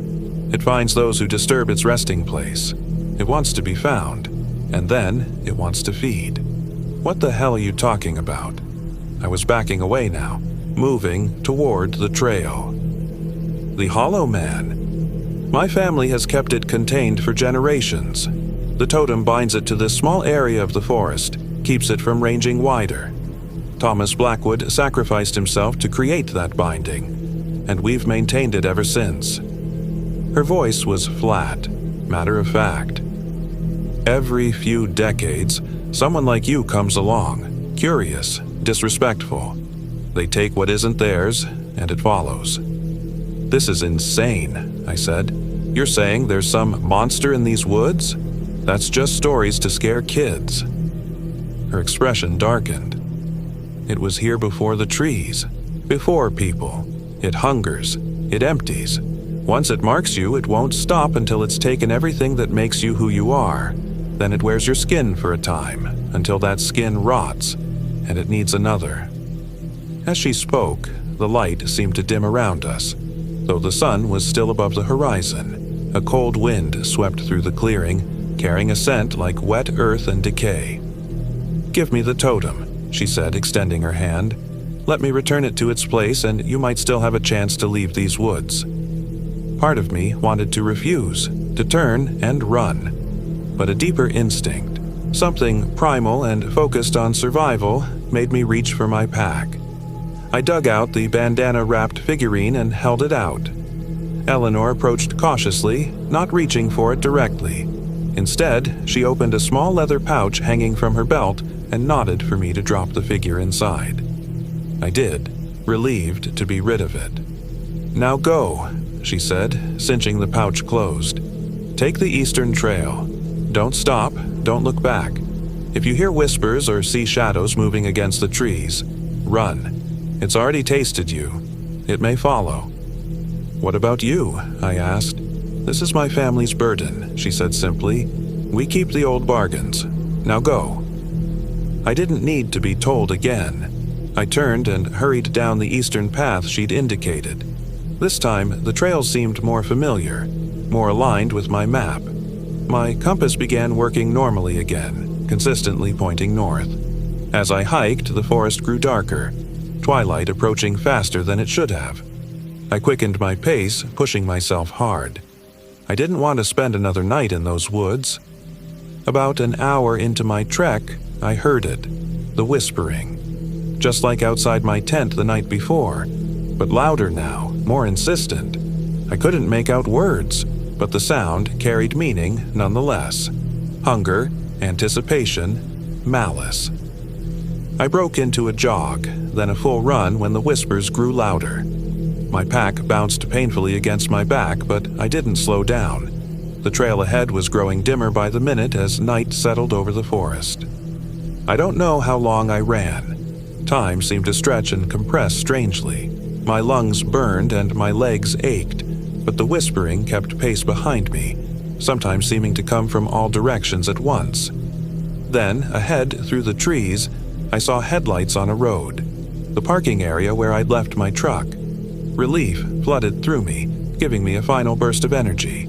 I sprinted the last few hundred yards, crashing through the underbrush beside the trail in my haste to reach safety. I burst into the small gravel parking lot, gasping for breath. My truck sat where I'd left it, alone in the lot. I fumbled with my keys, hands shaking so badly I could hardly get them into the lock. Finally, the door opened, and I threw my pack inside and climbed in, slamming the door behind me. For a moment, I just sat there, catching my breath. The doors locked, the keys in the ignition, but the engine not yet started. I'd made it. I was safe. Then I looked in the rearview mirror. Standing at the edge of the forest, barely visible in the deepening darkness, was a figure. Not Eleanor Blackwood. This was taller, impossibly thin, with limbs that seemed too long for its body. It stood perfectly still, watching the truck. Its face, if it had one, was hidden in shadow. I started the engine with trembling hands and peeled out of the parking lot. Gravel spraying from my tires. I didn't slow down until I hit the main highway, and even then, I drove well above the speed limit until I reached the outskirts of Smyrna. I checked into the first motel I saw, a shabby roadside place that nonetheless seemed like luxury after my time in the forest. I showered for nearly an hour, trying to wash away the feeling of being watched, of being hunted. That night, despite my exhaustion, I barely slept. Every sound from outside, passing cars, the ice machine down the hall, other guests returning to their rooms, made me tense, expecting whispers, expecting the slow scratch of fingers against the door. In the morning, I checked out early and drove straight home to Newark. I told myself it was over, that whatever strangeness I'd experienced in Blackbird Forest was behind me. Eleanor Blackwood had taken back the figurine. The Hollow Man, if it existed outside of local legend, was bound to its small territory again. Yet, in the days that followed, things changed. Small things at first. I'd enter a room and find objects not where I'd left them. My phone would drain completely overnight despite being plugged in. I'd wake to find my front door unlocked, though I distinctly remembered securing it before bed. Then the whispers started again, just at the edge of hearing, usually when I was alone or trying to sleep. Like someone standing just behind me, muttering words I couldn't quite make out. A week after returning from the forest, I woke in the middle of the night to find my bedroom window open, curtains billowing in the breeze. A window I was certain had been closed and locked when I went to bed. As I got up to close it, I saw something on the windowsill that made my blood run cold. A small wooden figurine, crude and ancient-looking, of an impossibly tall, thin figure with elongated limbs. I'm not in my house anymore. I'm writing this from a motel room 2 states away. I don't know if distance will help. Sometimes I think I see it. A tall, thin shadow at the edge of my vision. Sometimes I hear the whispers growing louder. I tried calling the Delaware Forest Service, asking about Blackbird Forest and Eleanor Blackwood. The ranger I spoke with said there was no employee or regular visitor by that name. When I described her, he grew quiet, then said, "That sounds like Eleanor Blackwood, all right, but she couldn't have been who you met. Eleanor Blackwood was the local historian and volunteer guide for the forest. She passed away 3 years ago. I don't know what's happening to me. I don't know if what's following me is some local predator using folklore as a cover, or if there really is something ancient and hungry in those woods. All I know is that I haven't slept properly in weeks. I've lost weight. Food tastes like ash in my mouth. And sometimes, when I catch a glimpse of myself in a mirror or window, my reflection seems wrong, thinner, elongated, hungry. If you're planning a trip to Blackbird State Forest, stay on the marked trails. Don't explore old ruins. Don't take things that don't belong to you. And if you hear whispers in the woods, run. Run, and don't look back. Because I think it's too late for me now. The whispers are inside my head. And I'm so hungry.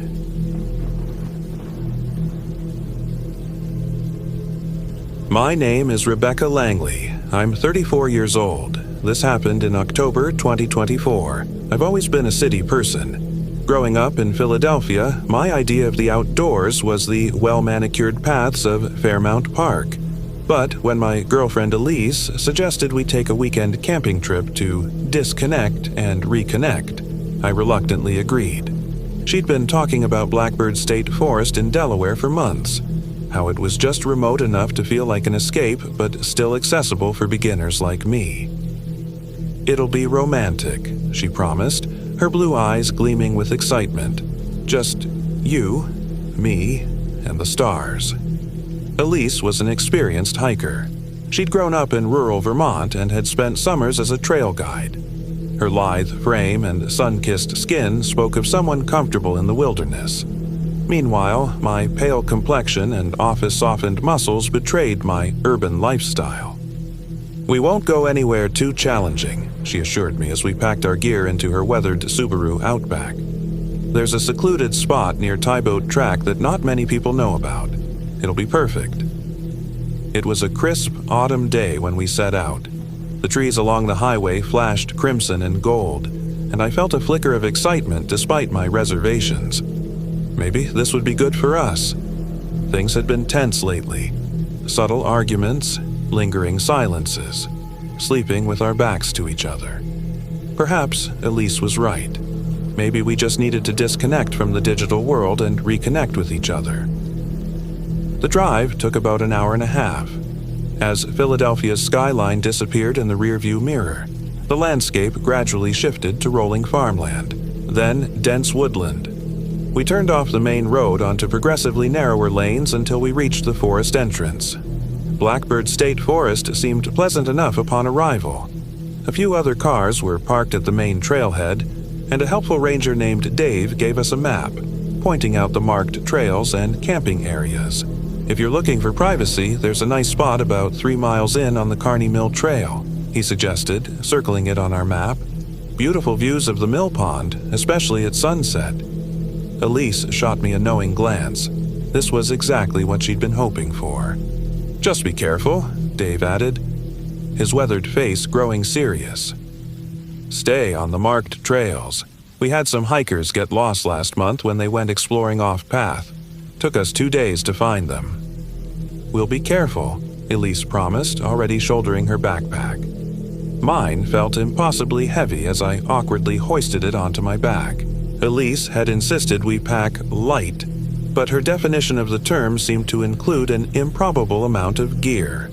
Still, I didn't complain. I wanted to prove I could handle this. The trail started easily enough, a well-maintained path winding through tall oaks and maples.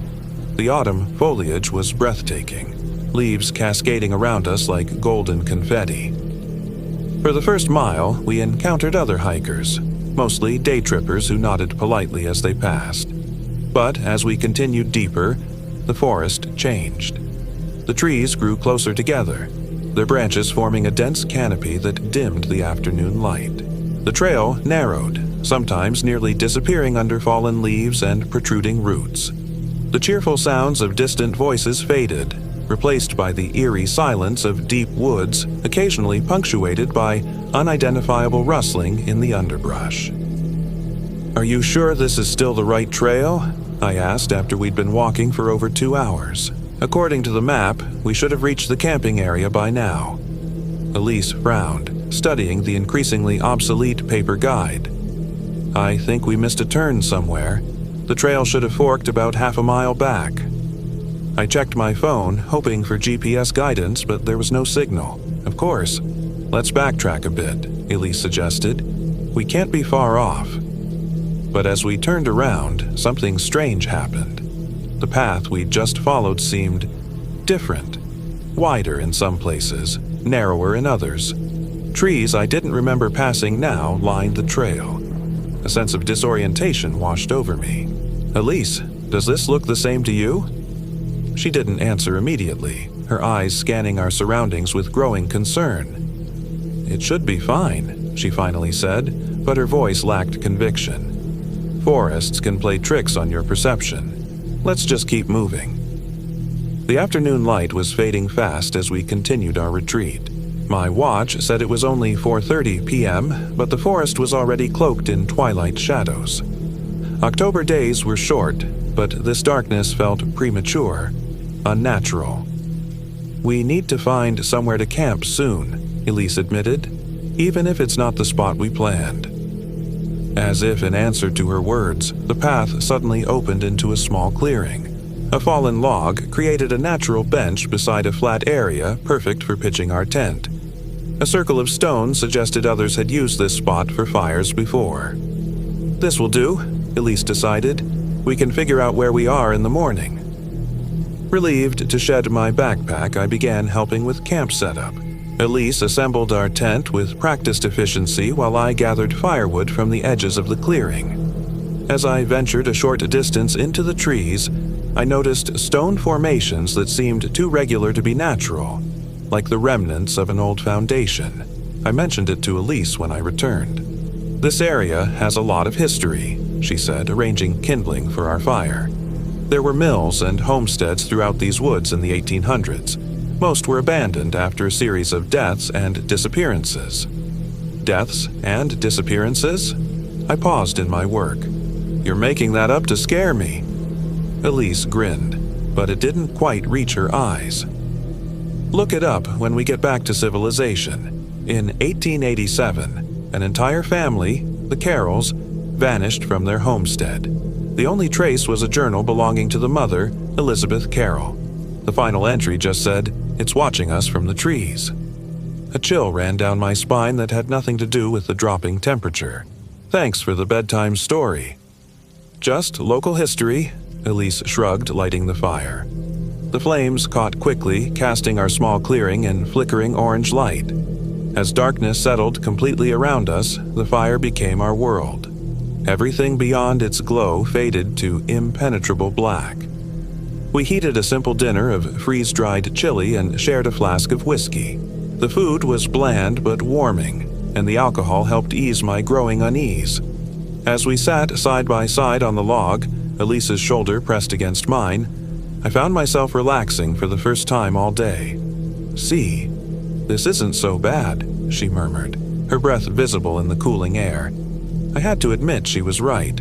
There was something primal and satisfying about sitting by a fire in the wilderness with someone you care about. The tensions between us seemed to dissipate as we shared stories and pointed out constellations appearing in the patches of sky visible through the canopy. It was while identifying Orion that I first noticed something odd.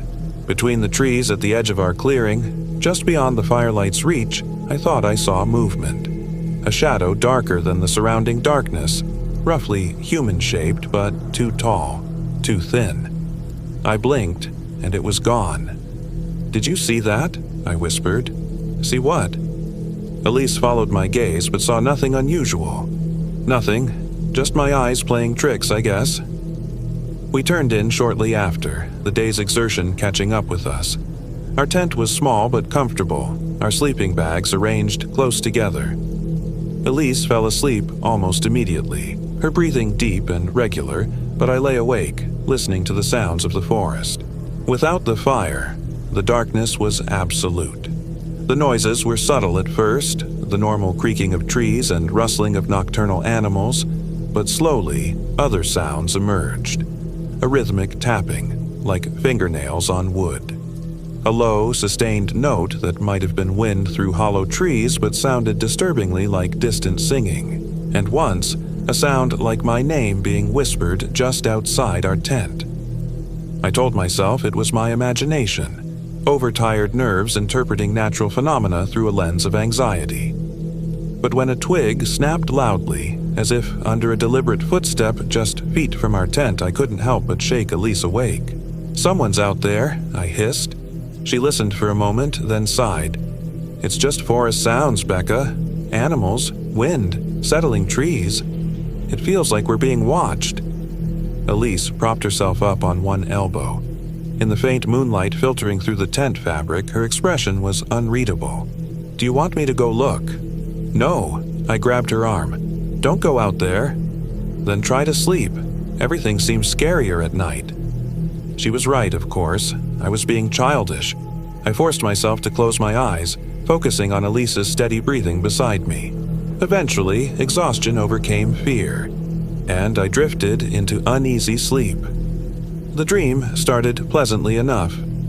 Elise and I were walking through sun-dappled woods, hand in hand. But gradually the sunlight dimmed, and Elise walked faster, always just ahead of me. I called to her, but she didn't turn, moving with a strange jerky gait I'd never seen before. When she finally stopped and turned, her face wasn't her face at all but a grotesque mask of stretched skin and too wide smile. I woke with a start, heart pounding. The tent was empty beside me. "Elise," I called, my voice embarrassingly small in the darkness. No answer. I fumbled for my phone, using its dim light to confirm what I already knew. Elise was gone, her sleeping bag open and empty. Her boots were missing too. A glance at my watch showed 3:17 a.m. Where could she have gone? The bathroom, I told myself. We'd dug a makeshift latrine a short distance from camp. But wouldn't she have taken the flashlight for that? I found the flashlight still in her pack. Fighting rising panic, I pulled on my boots and jacket and unzipped the tent. The clearing outside was transformed by night, familiar shapes rendered alien by darkness and mist that had risen while we slept. The remains of our fire were cold ashes. "Elise!" I called louder, sweeping the flashlight beam across the clearing. "This isn't funny." A rustling came from the trees to my left. I swung the light toward the sound. "Elise, is that you?" The light caught a figure standing between two distant trees. Relief flooded through me, quickly followed by irritation. "What are you doing out here? You scared me half to—" The words died in my throat as the figure stepped forward. It was Elise, yet somehow wrong. She moved jerkily, just like in my dream, her normally fluid grace replaced by awkward, puppet-like movements. Her head was tilted at an unnatural angle. "Had to see," she said, her voice flat and unfamiliar. "Had to know." "Know what? Elise, are you okay?" She took another step forward, entering the edge of my flashlight beam. I stifled a scream. Her face was pale as death, eyes wide and unblinking. A thin line of dark liquid, blood, trickled from her nose. But worst of all was her expression. Blank. Empty, like someone had erased everything that made her Elise. "She's in the old house," Elise said, her voice monotone. "Waiting. Always waiting." "Who's waiting?" "Elise, you're scaring me." "Elizabeth." The name came out like a hiss. "Elizabeth Carroll." A chill ran down my spine as I remembered Elise's campfire story about the vanished family. "Let's go back to the tent," I said, trying to keep my voice steady. "You're sleepwalking or something." I reached for her hand, but she jerked away violently. "Don't touch me," she screamed, her voice suddenly shrill. "She'll know. She'll come." Then, as abruptly as her outburst began, Elise's demeanor changed. Her posture straightened, Her expression softened. "I'm sorry," she said, sounding more like herself. "I had a nightmare and needed some air. Did I wake you?" I stared at her, speechless. Had I imagined the whole bizarre encounter? But no, there was still dried blood under her nose. "Elise, what happened just now?" She frowned. "What do you mean?" "I woke up, couldn't get back to sleep, decided to stretch my legs." "You were acting strange, saying weird things about someone named Elizabeth Carroll." At the mention of the name, Elise's eyes widened slightly. "The woman from the story. I don't remember saying anything about her." "Let's just go back to the tent," I said. Suddenly, desperate, century-old spell had. When I had completed the circuit, I stopped, drew a deep breath, and pulled out my pocket knife. "Blood and will," the journal had said. I pricked my finger, letting several drops fall to the earth. "With my blood and my will," I said, improvising words that felt right, "I strengthen this barrier. What is bound here stays here. Elizabeth Carroll, the Watchers, all of you. This is where you remain." The effect was immediate and terrifying. The ground beneath us trembled. The air rippled like disturbed water, and both Elizabeth and the shadow creatures screamed, a unified howl of rage and frustration that made me cover my ears. The Watchers threw themselves against the barrier with renewed fury, but now, instead of making progress, they seemed to be pushed back, forced to retreat toward the house. Elizabeth, too, was affected, Elise's body convulsing as she fought against the reinforced binding. "What have you done?" she snarled. Her voice distorting between Elise's familiar tones and something older, colder. "Given you a choice," I said, approaching her cautiously, "you can fight this binding forever, or you can let Elise go and accept what you are." "And what am I?" she spat. "A guardian," I said, the word coming from nowhere yet feeling absolutely right. "You bound yourself here to contain these things. You've kept them from spreading beyond this forest for over a century. That's not nothing, Elizabeth. That's a purpose." Something shifted in her expression, a flicker of the woman she'd once been, perhaps. "I just wanted to be free," she whispered. "I know, and I'm sorry. But your freedom can't come at the cost of Elise's life or the safety of others." The shadows were retreating now, flowing back into the house like a tide returning to the sea. The pressure in the air was lessening, the unnatural darkness lifting. Elizabeth looked at the house, then back at me. Indecision warred on Elise's features. If I release her, I return to the half-life, watching, waiting, alone. "Not completely alone," I said. "I know about you now. I can make sure others know, too. Your story, your sacrifice. It won't be forgotten again." She was silent for a long moment. Then, with a sigh that seemed to come from somewhere far deeper than Elise's lungs, she nodded. "Stand back." I retreated several steps, watching anxiously as Elizabeth closed Elise's eyes.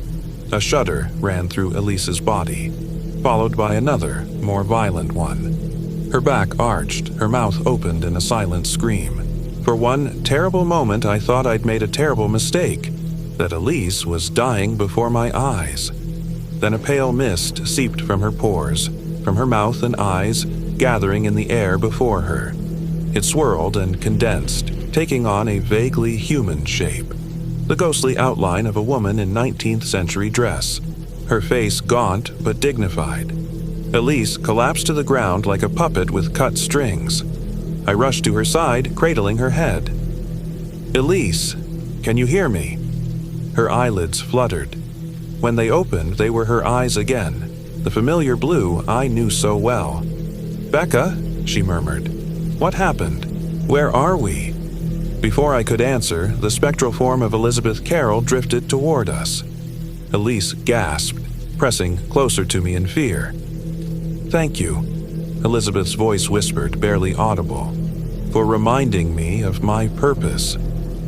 Then she turned, floating toward the house where the last of the shadow creatures had retreated. At the threshold, she paused, looking back at us one final time. "Leave this place," she said. "Tell them to close the trails near here. No one should come to these woods again." With that, she vanished into the darkness of the ruined house. For a moment, I thought I heard a clash, like combat between beings I couldn't comprehend. Then, silence. Elise was shaking in my arms. "Becca, what the hell just happened? Who was that?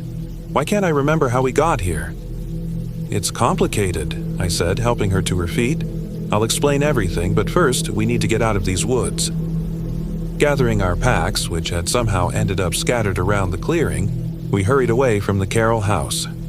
I kept the journal, tucked safely in my pack, evidence of what had happened and a reminder of the woman who had spent over a century containing a horror few would ever know about. The forest seemed brighter now, less oppressive.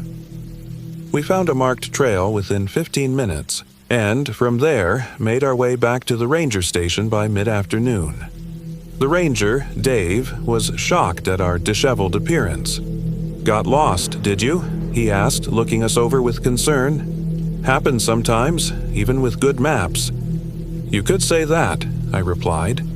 Then, remembering Elizabeth's final words, "You should close the trails near Tyboot Tract, specifically around the old foundations to the northeast." Dave frowned. "The Carroll place? Nobody's supposed to go there anyway. It's off limits. Dangerous structure, historical preservation, all that." "Well, we ended up there accidentally. It's not safe." He nodded slowly. "I'll mention it to the Park Service. Get some better barriers put up, maybe." As we drove away from Blackbird State Forest, Elise was quiet, staring out the window with a troubled expression. I'd given her the bare minimum explanation that we'd gotten lost, found an old house, and she'd had some kind of episode that I attributed to possible carbon monoxide poisoning from the decaying structure. She seemed to accept this, though I could tell she was disturbed by her missing memories. "I feel like there's something important I'm forgetting," she said as Philadelphia's skyline came into view, "something I was supposed to learn." I thought of Elizabeth Carroll, bound to that clearing for eternity, standing guard against horrors that would have otherwise spread beyond those woods. Of her sacrifice, first unwilling and now chosen. "Maybe some things are better forgotten," I said, reaching over to squeeze her hand. "But I'll remember for both of us." Elise smiled, though confusion still lingered in her eyes. "Next time, let's just go to a hotel with a spa, okay?" "Deal." I never told Elise the full truth of what happened in Blackbird Forest. How could I? It would sound like madness, and why burden her with knowledge of things that exist beyond the comfortable boundaries of our reality? But I kept Elizabeth Carroll's journal. Sometimes, late at night, I read it again, tracing the increasingly desperate entries of a woman who sacrificed her chance at peace to contain an ancient evil. I've considered publishing her story someday, perhaps as fiction, a way to honor her request that she not be forgotten. And I never venture into remote woods anymore. The deeper wilderness holds secrets better left undisturbed, guardians better left to their eternal watch. Sometimes, when I look at the trees lining the highway or filling city parks, I can't help but wonder, what might be watching from their shadows? What ancient things might dwell in the dark spaces between their trunks, held at bay by boundaries both seen and unseen? I pray I never have to find out again. And to be inside our fragile nylon shelter, as if it could protect us from whatever was happening. Elise agreed, but as we turned, a sound froze us in place, a long, keening wail that was neither animal nor human, emanating from deep in the forest. It rose in pitch until it was almost unbearable, then abruptly cut off. "What the hell was that?" I whispered. Elise didn't answer. She was staring into the darkness, her body rigid. "We should go," I said. "Pack up and hike out. Now." "In the dark?" Elise shook her head. "That's how people get lost and die out here. We wait for morning." She was right, logically, but nothing about this situation felt logical anymore.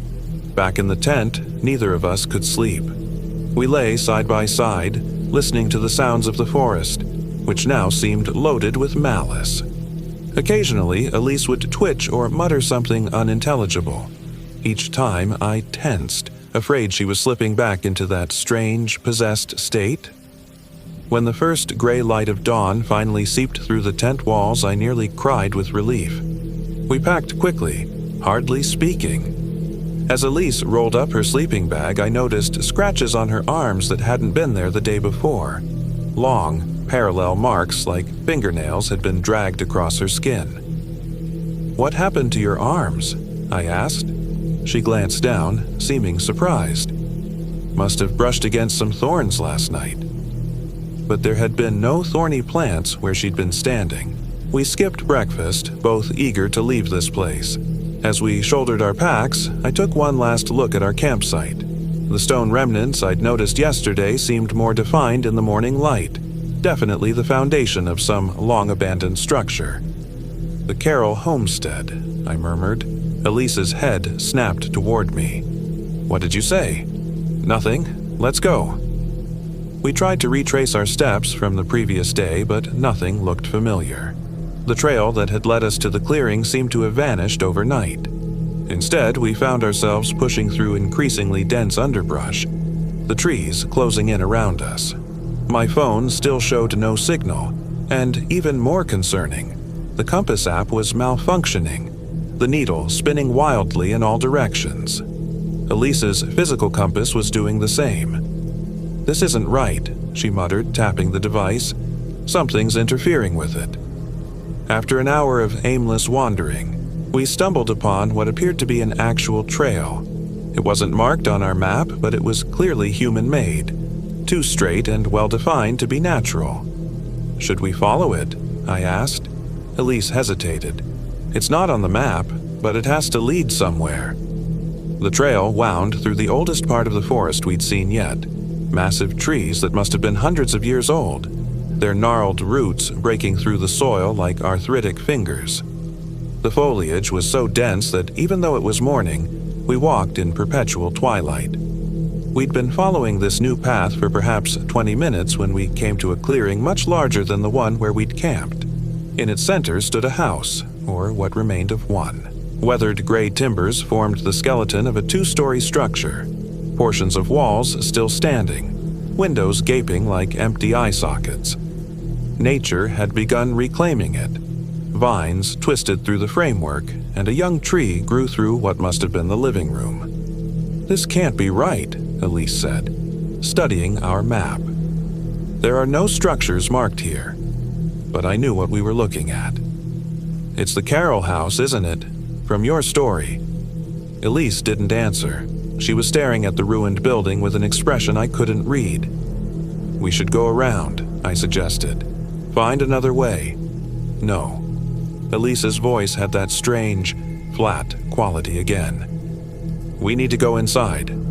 "Are you crazy? That thing looks ready to collapse." But Elise was already moving toward the house, her gait once again taking on that unsettling, puppet-like quality. "Elise, stop!" I ran after her, grabbing her arm. She turned to face me, and I recoiled. Her eyes were glassy, unfocused, her pupils so dilated that her blue irises were nearly swallowed by black. "She's waiting," Elise said in that not her voice. "She's been so lonely." "Who's waiting? Elise, snap out of it." For a moment, confusion crossed her face as if she were fighting against something. "Becca, I can't." Then her expression hardened again, and she wrenched her arm from my grasp with surprising strength. Before I could stop her, she disappeared through the decaying doorway into the shadowed interior of the house. I stood frozen, terror and indecision paralyzing me. Every instinct screamed to run, to find help, to get as far from this place as possible. But I couldn't leave Elise. Taking a deep breath, I followed her into the Carroll house. The interior was in better condition than I expected. While the roof had partially collapsed, letting in shafts of muted daylight, much of the structure remained intact. Rotted furniture still occupied the main room: a table, the remains of chairs, a sideboard with moldering dishware. The air was thick with the smell of decay and something else I couldn't identify. Something sickly sweet and metallic. "Elise!" I called, my voice swallowed by the oppressive silence of the place. A sound from above. Footsteps crossing what remained of the second floor. I located a staircase against the far wall, its steps sagging but seemingly intact. Every part of me protested as I placed my foot on the first step. The wood creaked ominously but held. Slowly, I ascended into the gloom of the upper floor. "Elise, please, let's get out of here." The second floor was divided into what must have been bedrooms. Most of the interior walls had collapsed, creating one large space broken only by support beams and remnants of door frames. Amazingly, a bed frame still stood in one corner, its mattress long gone but its iron framework intact. Beside it was a small table, and on that table sat an object that looked jarringly out of place in the decayed setting. A book, its leather binding weathered but still whole. And beside that book stood Elise, her back to me, staring at something I couldn't see. She kept a record, Elise said without turning, of everything she saw, everything she learned. I approached cautiously. "Who, Elise? Who are you talking about?" Elizabeth Carroll. She knew what lived in these woods, what had always lived here, long before settlers came. I was close enough now to see what Elise was staring at, a crude symbol carved into the wall above where the table stood. It looked like a stick figure but with too many limbs, all bent at unnatural angles. "Elise, you're scaring me. Let's leave this place." She turned then, and I gasped. Her face was streaked with dirt and what looked like blood, her eyes wild. "It's too late," she said, and now her voice sounded like her own again, but filled with terror. "I let her in, Becca. I didn't mean to, but I let her in." "Let who in? What are you talking about?" "Elizabeth. She needed a body. She's been trapped here for so long, waiting for someone suitable." Elise's voice broke. "She's in my head, Becca. I can feel her thoughts, her memories." I reached for her hand, ignoring my fear. "We're getting out of here. Now." But as our fingers touched, a violent tremor ran through Elise's body. She jerked away, her back arching impossibly far, a sound emerging from her throat that no human should be able to make. A high, ululating wail that raised the hair on my arms. Then she collapsed, her body going limp. I caught her before she hit the floor, easing her down. "Elise? Elise, can you hear me?" Her eyes fluttered open, but something was wrong. Her familiar blue eyes had somehow changed. The color darker, the shape subtly different. When she spoke, her voice was lower, with an accent I'd never heard from her before. "Your friend is still here," she said, "but so am I." I scrambled backward. "Who are you?" The thing wearing Elise's face sat up, movements fluid yet wrong, like someone wearing ill-fitting clothes. "You know who I am." "Elizabeth Carroll." She smiled, Elise's features rearranging into an expression I'd never seen on her face, something cold and calculating. "What's left of her? I've been here so long, alone with them." "Them?" Her gaze shifted to the window, where branches from the encroaching forest nearly touched the glass. "The ones who took my family. Who would have taken me if I hadn't found a way to bind myself to this place?" She looked down at Elise's hands, flexing the fingers experimentally. "But it's a half-life, trapped between worlds. I needed a body." Horror washed over me as I realized what she was saying. "You're possessing her."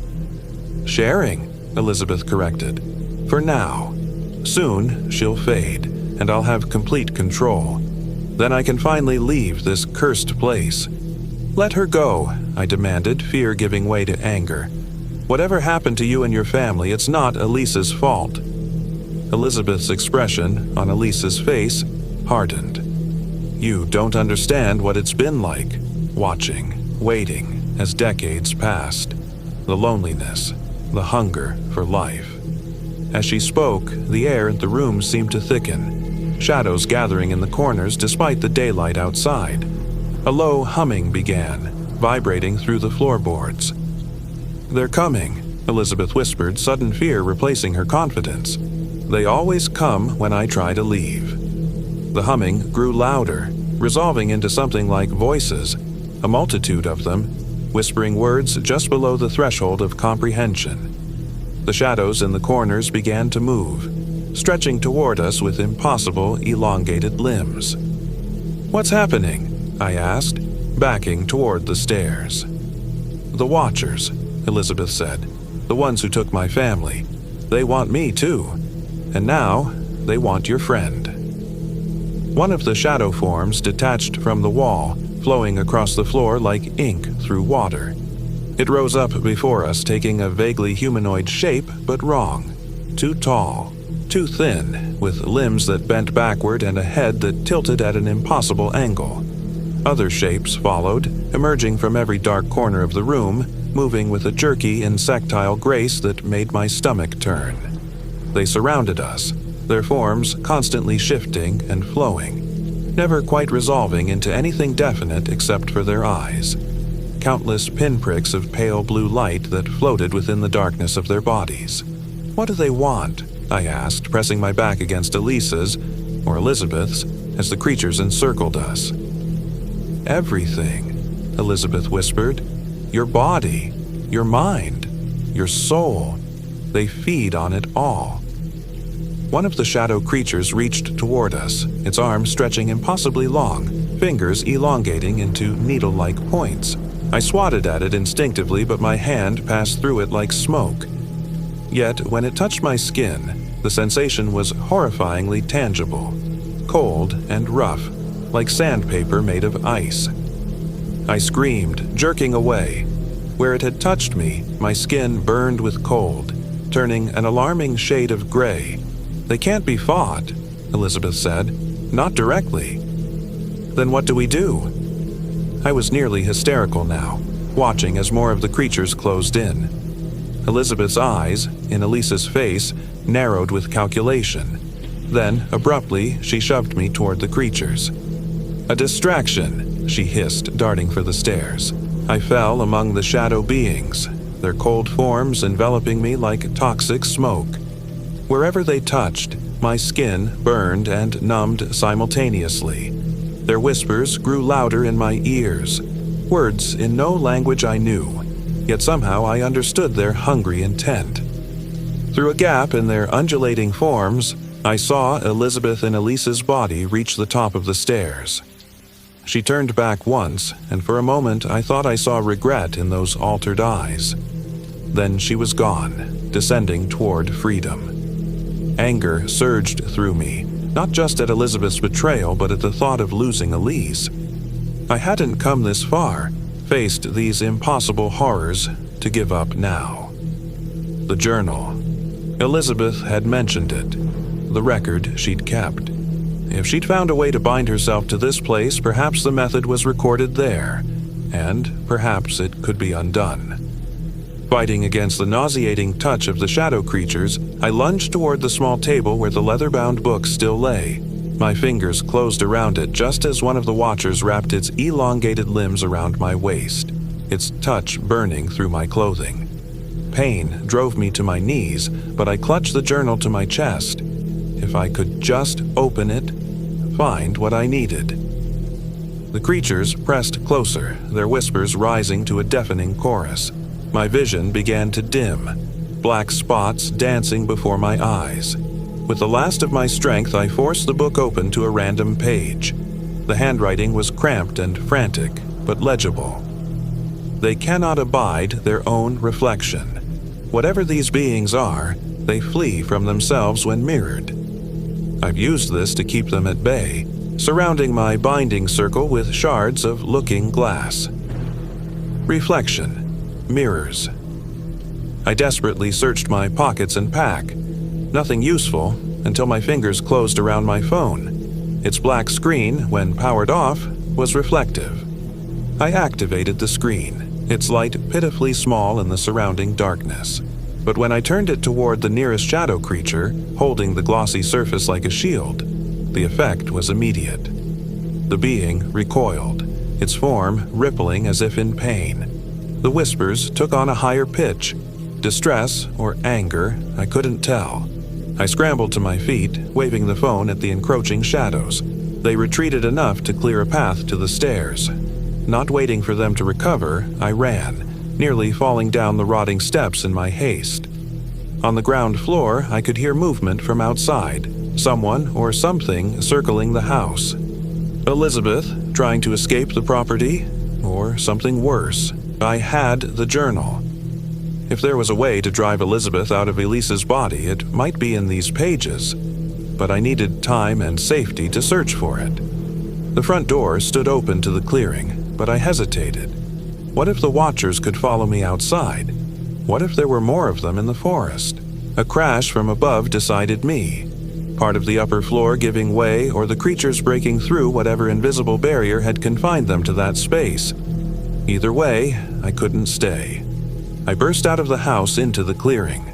The daylight seemed unnaturally bright after the gloom inside, momentarily blinding me. When my vision cleared, I saw Elise, or rather Elizabeth in Elise's body, at the edge of the clearing, struggling against invisible restraints. She thrashed and clawed at the air, her face contorted with effort. "It won't let me leave," she cried when she saw me. "The binding is too strong." I approached cautiously, keeping my distance. "What binding?" "The spell that's kept me here all these years." She gestured at the ground. For the first time, I noticed that the clearing wasn't natural. It formed a perfect circle around the house, the grass giving way to bare earth at its edge, as if nothing would grow there. I thought with a physical body I could cross it, but I was wrong. A plan began forming in my mind. If Elizabeth was bound to this place, perhaps I could use that. Force her to release Elise. "Let my friend go," I demanded, holding up the journal. "Or I'll destroy your only record." Elizabeth's eyes widened. "You wouldn't. It's the only account of what happened here, the only proof." "I don't care about proof. I care about Elise. You don't understand. The book contains the binding spell. Destroy it, and the Watchers will be free to leave this place too. They'll spread beyond these woods." I hesitated. Was she telling the truth or manipulating me? Behind me, the house creaked ominously. I glanced back to see shadow forms oozing from the doorway and windows, hovering at the threshold as if reluctant or unable to enter the daylight. "They're getting stronger," Elizabeth said. "My presence in a physical body is empowering them somehow. Soon, they'll be able to cross into the clearing, and then we're both doomed. Then let Elise go.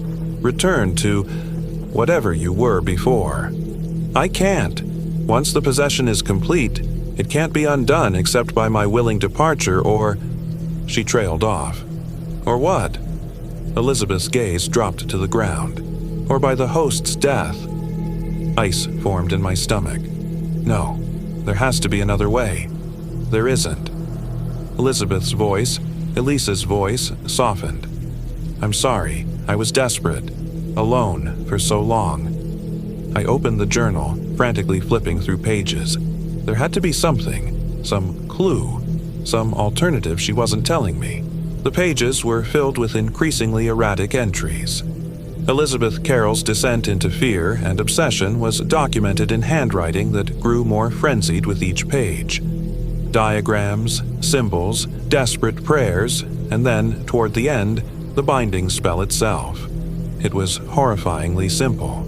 Blood and will, a circle of protection, and words in a language that hurt my eyes to look upon. Elizabeth had bound herself to the property to escape the Watchers, but in doing so had trapped herself in a half-existence, neither alive nor dead, for over a century. And at the very end, a single line that made my heart skip. The binding works both ways. If I am bound to this place, so too are they. Should I ever escape, they will follow. I looked up to see the shadow creatures pressing against an invisible barrier at the edge of the house, their forms roiling with frustrated hunger. More had appeared, dozens now, all straining toward us. "They'll follow you," I said to Elizabeth. "If you leave in Elise's body, they'll follow and spread beyond this forest." Something like shame crossed her borrowed features. I would be free. After so long? At what cost? How many people would these things take once unleashed? How many families destroyed, like yours was? She flinched at that. For a moment, I thought I saw the real Elise surfacing in her eyes. "Becca?" The voice was unmistakably Elise's, frightened, confused. "What's happening?" "Elise! Fight her! Don't let her take you!" But the moment passed. Elizabeth's colder presence reasserted control, Elise's features hardening into an unfamiliar mask. She's too weak. She invited me in, however unknowingly. This body is mine now. The shadows were growing denser, their whispers louder, their hunger palpable even across the clearing. One particularly large form surged against the invisible boundary, causing ripples in the air like heat waves off hot asphalt. I had seconds, maybe minutes, before they broke through. An idea struck me. Terrible, dangerous, but possibly our only chance. The binding spell worked both ways. Elizabeth was bound to this place, and so were the Watchers. What if I could strengthen that binding rather than break it? The blood and will part would be easy enough. The words, I couldn't pronounce them, but perhaps intent was what mattered most in these things. I flipped to the page with the binding spell, studying the crude circle diagram. It already encompassed the house and clearing. If I could reinforce it somehow. "What are you doing?" Elizabeth demanded, suddenly alert to my plan. "Saving Elise, and maybe you too, in a way." I began walking the perimeter of the clearing, keeping well away from both Elizabeth and the shadow creatures still pressing against the invisible barrier. The ground beneath my feet felt strange, vibrating subtly.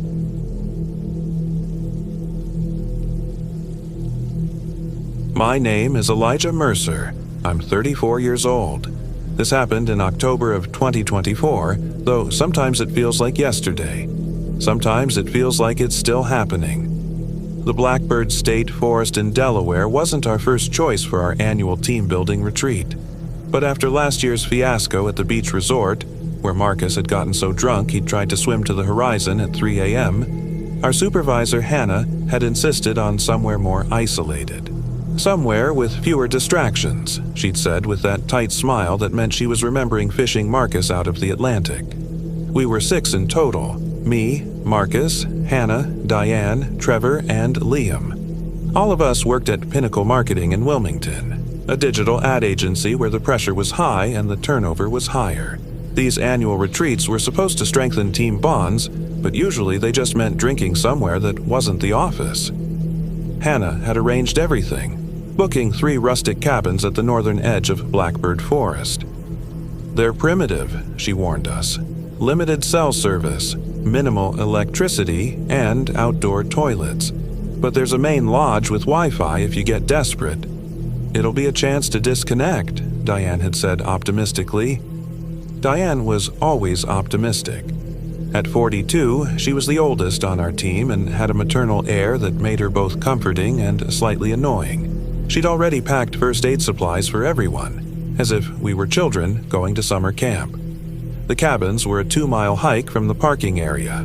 When we arrived that Friday afternoon, the ranger station was already closed, but Hannah had the cabin keys and a crude map. "Everyone got their phones charged?" Trevor asked, looking nervously at the dense forest ahead. At 26, he'd been with the company only 6 months.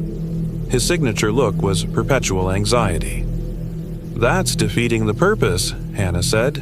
"Besides, reception will be spotty at best." "Great," Marcus muttered. He was still bitter about being forced to come. After the beach incident, which had resulted in a mild case of hypothermia and major damage to his pride, he'd been hoping for a pass this year. No such luck. As we hiked deeper into the forest, the late afternoon sun filtered through the canopy of oak, maple, and pine trees. In any other circumstance, I might have found it beautiful. The air was crisp with autumn, leaves crunching beneath our boots. But there was something off about the place. Perhaps it was the unusual silence. Forests should be noisy, birds, insects, small animals rustling in the underbrush. But Blackbird was eerily quiet. Anyone else think it's too quiet? Liam voiced my thoughts. He was our creative director, a tall, bearded man with sharp eyes that missed nothing. Where are all the birds? Maybe we scared them away, Diane suggested. Maybe they know something we don't, Marcus said darkly. Hannah shot him a look. Don't start. Our cabins were nestled in a small clearing. Simple wooden structures with slanted roofs, each with a tiny porch and a single window. They looked like they'd been there for decades, the wood weathered gray by time and elements. Home sweet home, Hannah announced, distributing the keys. 2 people per cabin. I've already assigned rooms. Diane and I will take cabin 1, Elijah and Marcus in cabin 2, Trevor and Liam in cabin 3. Marcus groaned beside me. We'd been friends once before the company had promoted me over him last year. Now, there was always an undercurrent of resentment in our interactions. 2 days sharing a tiny cabin with him wasn't my idea of fun either. Let's get settled before dark, Hannah continued. We'll meet at the fire pit for dinner at 7. I've brought hot dogs and marshmallows. Cabin 2 was as basic inside as out. 2 twin beds with thin mattresses, a small table with a kerosene lamp, and a wood-burning stove that looked ancient. Dibs on the bed away from the window, Marcus said immediately, dropping his pack on it. Fine by me. I didn't care which bed I got. I was more concerned with the overall feeling of wrongness that I couldn't shake. Maybe it was just being in nature after months of city living. Or maybe it was the knowledge that I was sharing a small space with someone who probably wouldn't mind if I disappeared into the woods. As I unpacked, I noticed weird scratches on the cabin wall next to my bed. At first, I thought they were just gouges in the wood, but looking closer, they seemed deliberate, like someone had carved a pattern. 5 vertical lines with a horizontal line crossing through them, repeated several times. Check this out, I called to Marcus. He barely glanced over. Probably just kids messing around. It looks like some kind of tally, I said, or a symbol.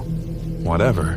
He busied himself with arranging his sleeping bag. By the time we headed to the fire pit, dusk had fallen. The forest seemed to press in closer in the fading light. Hannah had already started a fire, and Diane was setting out paper plates and plastic utensils.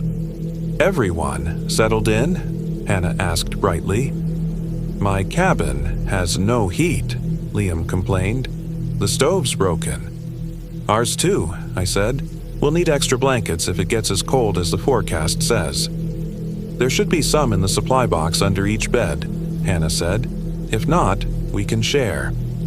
We roasted hot dogs and marshmallows over the fire, the flames casting long shadows across our faces. Someone produced a flask of whiskey, which made its way around the circle. The alcohol and food helped ease the strange tension I'd been feeling, and soon we were sharing office gossip and client horror stories. Did you hear about Rivertech pulling their account? Trevor asked, his face flushed from whiskey. No way, Diane gasped. That was like 20% of our billings. Guess we'd better make sure this retreat works then, Marcus said. We need to be a well-oiled machine when we get back. Hannah stood suddenly. I almost forgot. I've team-building exercises planned for tomorrow. We'll split into pairs and do a scavenger hunt through the forest. A chorus of groans met this announcement. Come on, she cajoled. It'll be fun, and the winning team gets to skip the monthly revenue report meeting. That got everyone's attention. Those meetings were notorious for lasting hours. As the fire died down and the whiskey ran out, we drifted back to our cabins. The night had grown cold, and I could see my breath clouding in front of me. Marcus and I didn't speak as we prepared for bed. I found the extra blankets Hannah had mentioned and piled them on top of my sleeping bag. Just as I was about to turn off the kerosene lamp, I heard it, a faint melodic whistling from somewhere in the forest. Do you hear that? I asked Marcus. He cocked his head. Hear what? I frowned. The sound was distinct, a tune that was almost familiar, like something from childhood that I couldn't quite place. Nothing. Must have been the wind. But as I lay in the darkness, I kept hearing it. That haunting, gentle whistle. Sometimes seeming close, sometimes far away. It wasn't until I was on the edge of sleep that I realized what it reminded me of. The lullaby my grandmother used to sing. But that was impossible. My grandmother had been dead for 20 years, and her lullaby had been in Polish, a language no one else I knew spoke. I must have fallen asleep eventually because the next thing I knew, Marcus was shaking me awake. "Dude, get up. It's almost 9, and Hannah's already been by twice." I blinked groggily. Sunlight streamed through the dusty window, much brighter than it should have been at 9 in the morning. "What time is it really?" I asked, reaching for my phone. The battery was at 20%, even though I'd charged it fully before we left. 9. I told you. Marcus was already dressed in hiking boots and a fleece. "They're waiting for us at the fire pit. The scavenger hunt, remember?" I dressed quickly and splashed water on my face from a jug we'd brought. Outside, the day was crisp and clear, but the unnatural silence of the forest persisted. No birds, no squirrels, not even the buzz of insects. At the fire pit, the others were huddled around a map Hannah had spread out.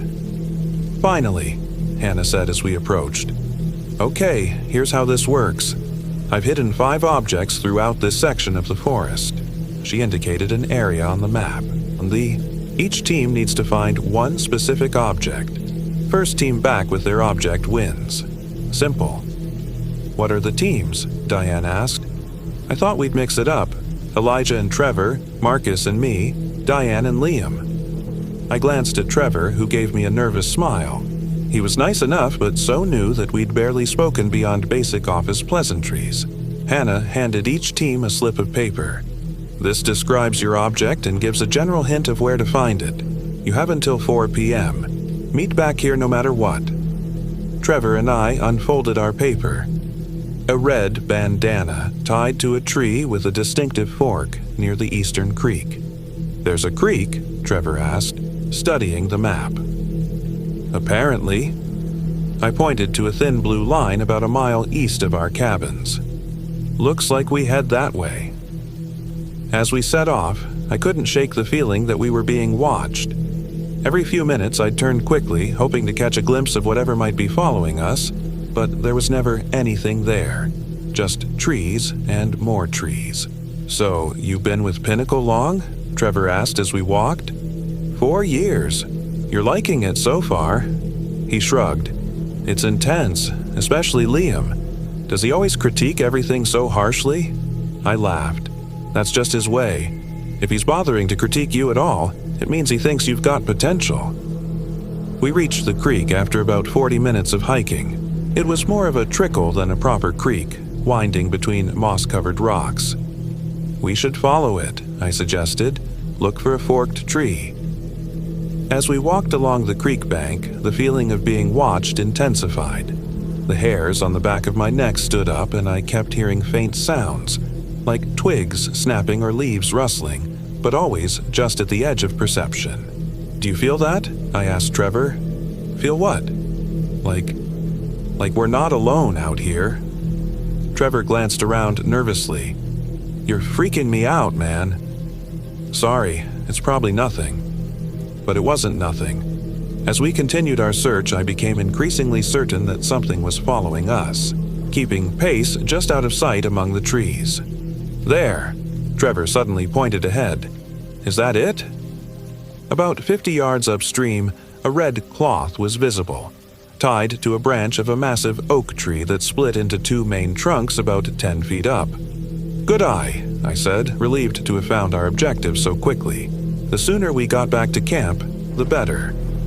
As Trevor reached up to untie the bandana, I heard it again, that same melodic whistling from the previous night. This time, it was much closer, and unmistakably the Polish lullaby my grandmother used to sing. I whirled around. "Did you hear that?" Trevor, bandana in hand, looked confused. "Hear what?" "That whistling." "No."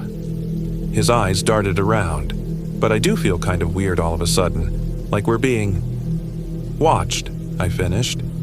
That's when we both saw her, a woman standing on the opposite bank of the creek. She was small and hunched, with long gray hair hanging in tangles around her face.